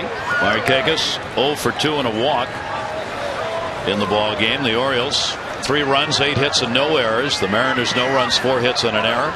Orioles have left 5, the Mariners 3. Markakis will take it down low. The Orioles trying to improve on that 16-13 mark here at home against a Seattle team that's gone 12-15 on the road this season. Just as the Orioles begin a big homestand, Seattle's kicking off a big road trip. 2-0 delivery. Markakis fouls it away, and there'll be no play. The Mariners will play 9 games in 10 days on the road, 3 here, 3 in Colorado, 3 in San Diego. Quite an unusual trip to come all the way across to the East Coast from Seattle and then stop in Colorado, make your way down to San Diego. There's some miles on that road trip. Yeah. 2-1 strike count. I want to see how the Giants do after their recent road trip to Washington and Florida. Swung on, and Markakis not catching up to that one. Probably the Giants spent more time sitting around than they did playing baseball. It rained constantly in both Washington and Florida as they waited games out or played through the rain. 2-2 strike count. 2 down, no one on. Markakis, he'll take that to right for a base hit. 1 for 3 in the ball game. Ichiro will get it back in. Markakis on with 2 down. Boy, that's a pretty swing right there as he waited on the breaking ball perfectly, timed it right on the money, and drilled it into right field. Exmo gives you a great look at how his hands are all the way back when that front foot is on the ground, and that enables him to use that great stroke and hit the breaking ball. If you carry your hands with you before that foot is on the ground, you're always going to be out in front of the pitch. That gives Adam Jones a chance with a runner on and 2 away. Big cut on the slider, down and away. No hits yet in the ball game tonight. There haven't been many of those where he's hit safely in 31 out of 38. Morrow, the delivery to him, that'll be taken down low. Burke scoops it 1-1. Yeah, Gary, you mentioned that Adam Jones had a good road trip. He had 364 on the road trip, and one of the few guys that had a consistent trip over the 6 games. Runners on this year, he's hit .413. And you've just seen a totally different level of confidence from Adam Jones last year to Adam Jones this year. 1-1 off the mask. Don't you think last year he was more Adam Jones, who was traded for Eric Bedard? This year he's Adam Jones, the Orioles center fielder. Yeah, absolutely. And as we've said, gaining attention all around baseball. And doing it the right way. Every day, great effort. Every day, well prepared. Every day, attending to both offensive skills and defensive skills. 1 ball, 2 strike count. Trying to get Markakis moved around with 2 down. He has one of those interesting numbers on the folks at Stats Inc. gave us today. He has the highest batting average in Orioles history when he puts the ball in play, which means when he's not striking out, if he puts the ball in play, his batting average is .438. No Oriole has ever hit a higher figure than that.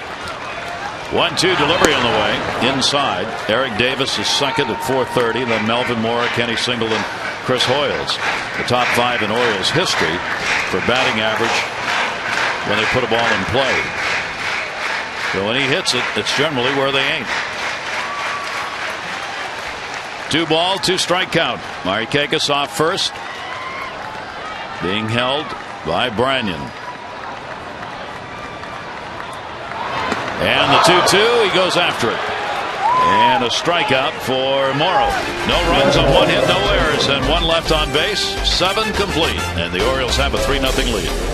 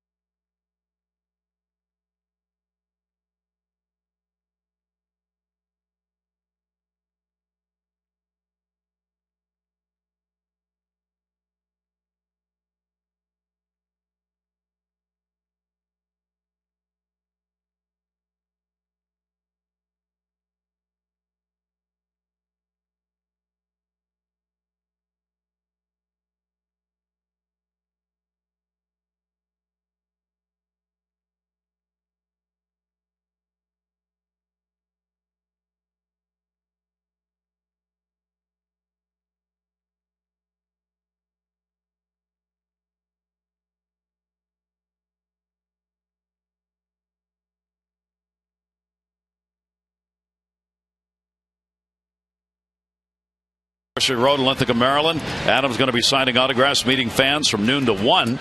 So you can spend your lunch hour with Adam. Guarantee you'll have a good time. That's part of Orioles Reach. That's going to be tomorrow.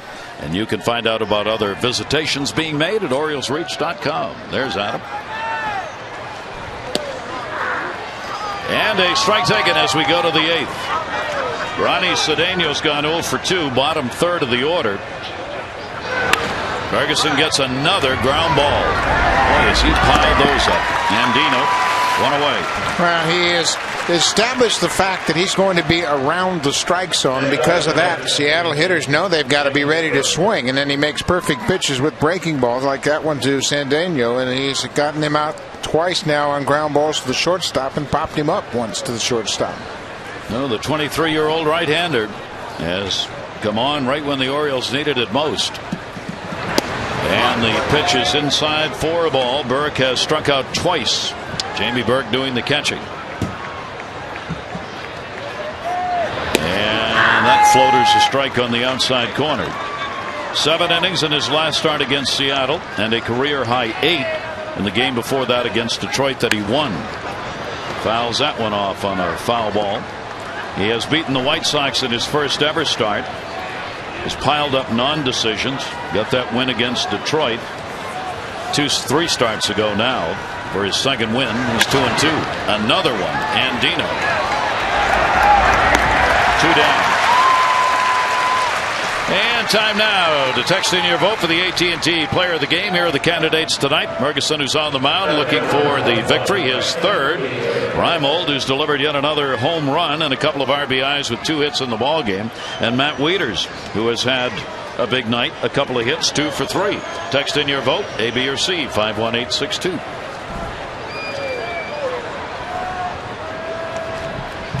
Two down, nobody on. Franklin Gutierrez has grounded out twice. This time a base hit into left field.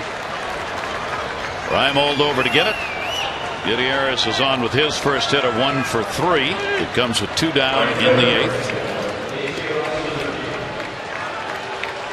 We had an email question tonight, and Dan from Damascus wanted to know, what is the difference Matt Wieters provides that makes pitchers like Ferguson more comfortable? I think first and foremost is the fact that he knows these young pitchers, and they have kind of come through the system together. That makes Brad Ferguson very comfortable. Another thing is he's a big presence behind the plate. He presents a very good target, and he's a very good visual for pitchers to pick up.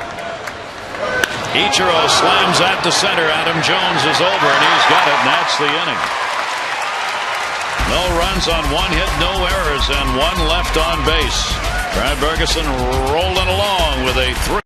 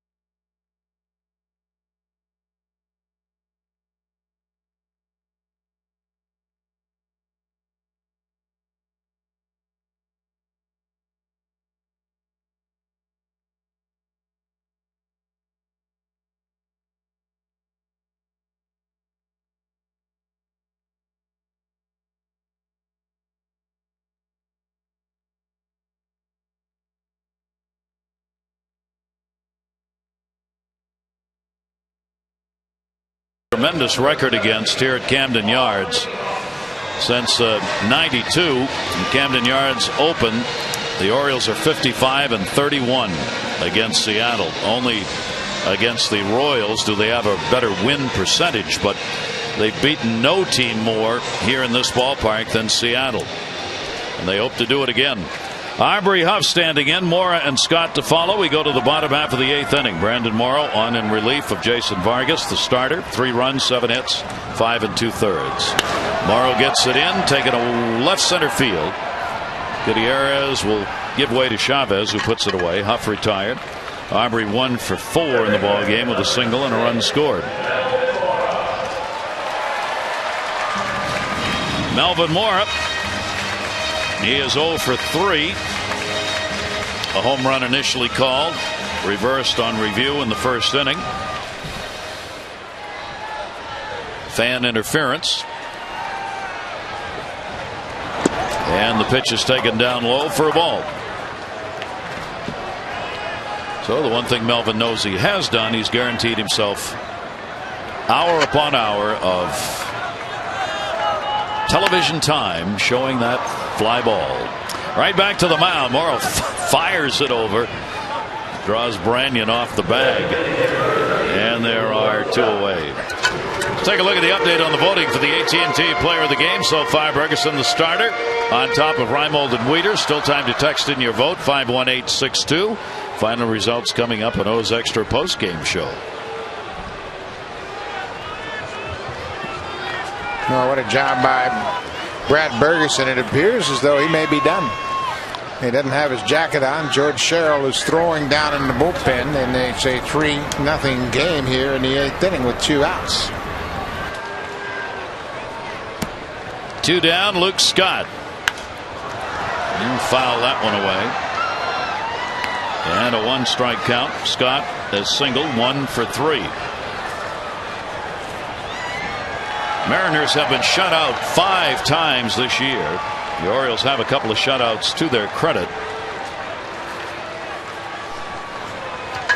2 down, the 0-1 delivery. Scott fouls it away.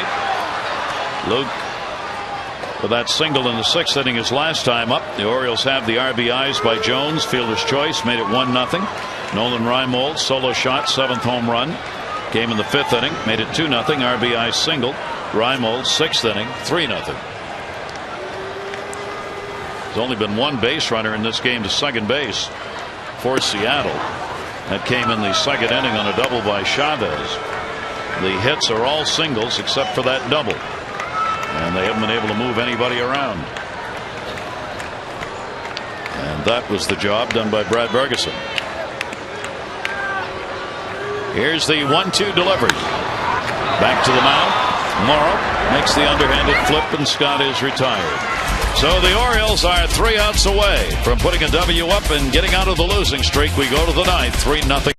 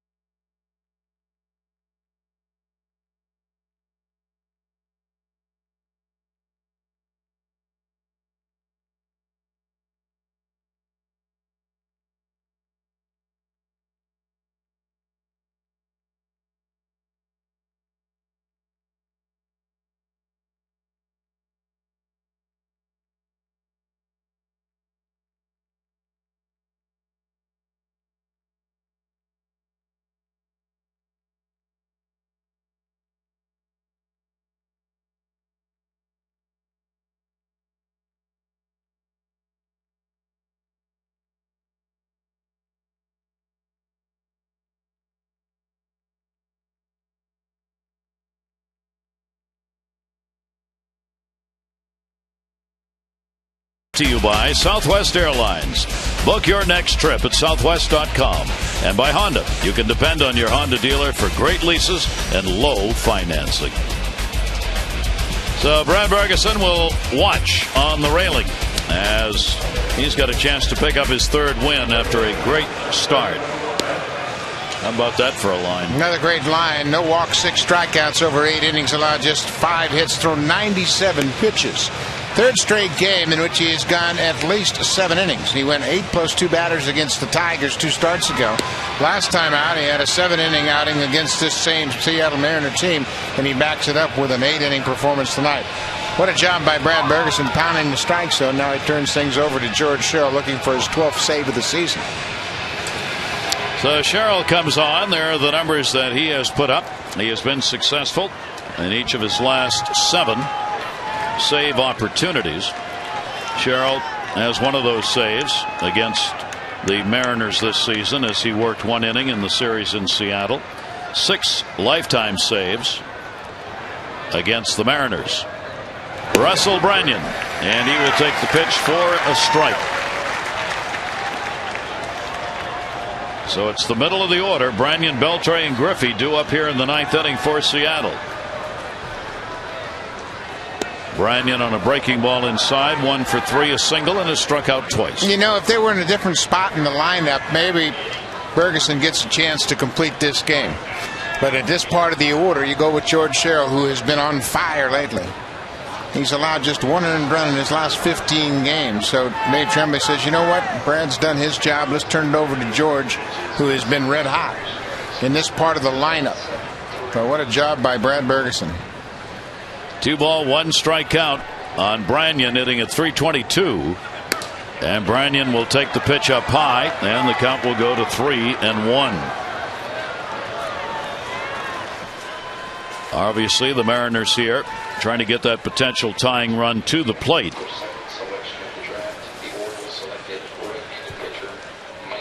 Sherrill with the 3-1 delivery gets the big cut from Branyan, and the count will go to 3-2.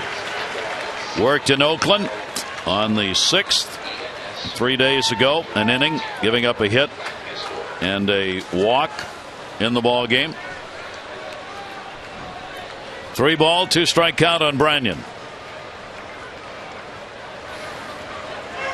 And he comes back to get it. Sherrill gets the strikeout, 1 away.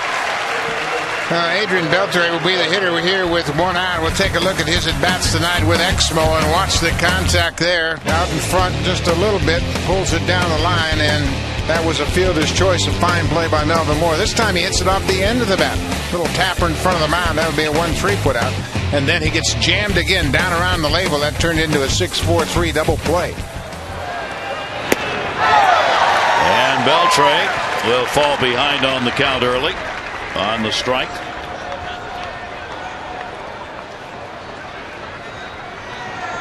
George Sherrill trying to finish this one off without going any deeper than 3. Fouled away, gets up on Beltre, 2-strike count. Boy, we've talked about Sherrill since he made the slight adjustment to his delivery, how he has been lights out. What he did was he closed that front shoulder and hid the ball much better. Stepped more toward the first base foul line with that front foot and closed up his delivery. 0-2 delivery on the way. Beltre will take the fastball up high. And a 1-ball, 2-strike count on Beltre. Orioles trying to get their 2nd win against Seattle, a team they defeated all 4 times last year here in Baltimore. Bergeson waiting for his 3rd win. That one down the line in right field. Markakis coming over. Is not going to get to it. It'll take a hop in the corner, straight up in the air, and Beltre will go in with a double.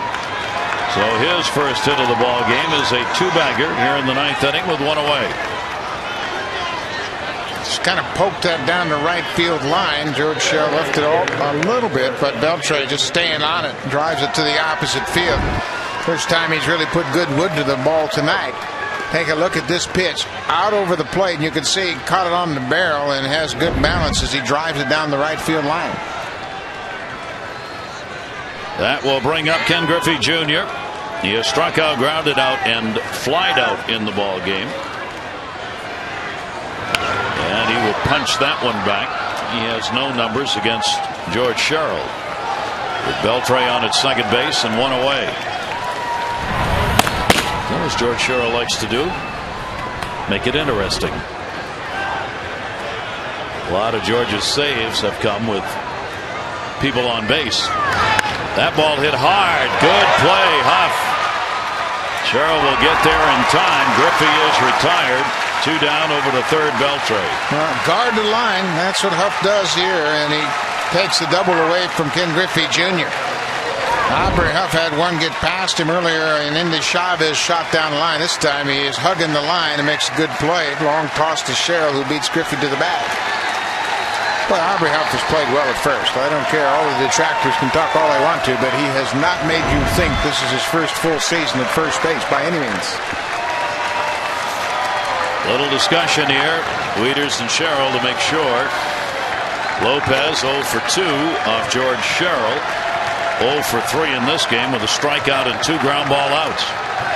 The Orioles trying to pick up as a team their third shutout and do it against the Mariners, who would be shut out for the 6th time this year.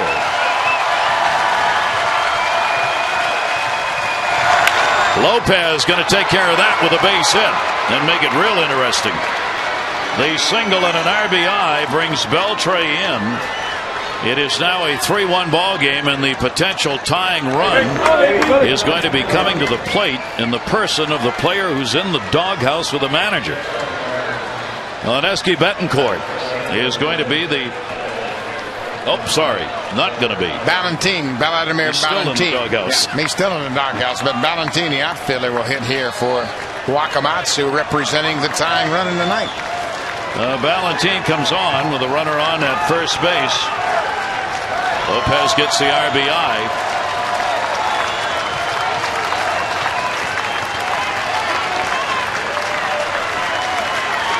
Chavez had a double. He was 1 for 3 in the ball game. 2 down, 9th inning. A breaking ball that is in there for a strike. Ballantine as a pinch hitter is 0 for 4. 235 overall with a home run and 6 RBIs. A 3-1 game. 7 hits now for the Mariners with 2 in the inning. And that will be outside. 1-1. Ballantine is facing Sherrill for the first time. George tried to throw a better breaking ball on the second pitch and overpowered it and took the break out of it. Here's the 1-1 delivery. Ballantine fooled by it. 1 and 2. Well, what a good pitch there. He was much more patient. Just allowed his mechanics to create the break. Didn't try to muscle a breaking ball by any means, and threw a very good breaking ball. Vladimir Ballantine, 1-2 count. And he'll nub it fair. And this game's in the book for the O's as they take the opener 3-1, and Ferguson gets his 3rd major league win. Sherrill will pick up the save, and the Orioles end a 5-game losing streak. 3-9-0 for the O's, 1-7-1 for the M's. That's your final.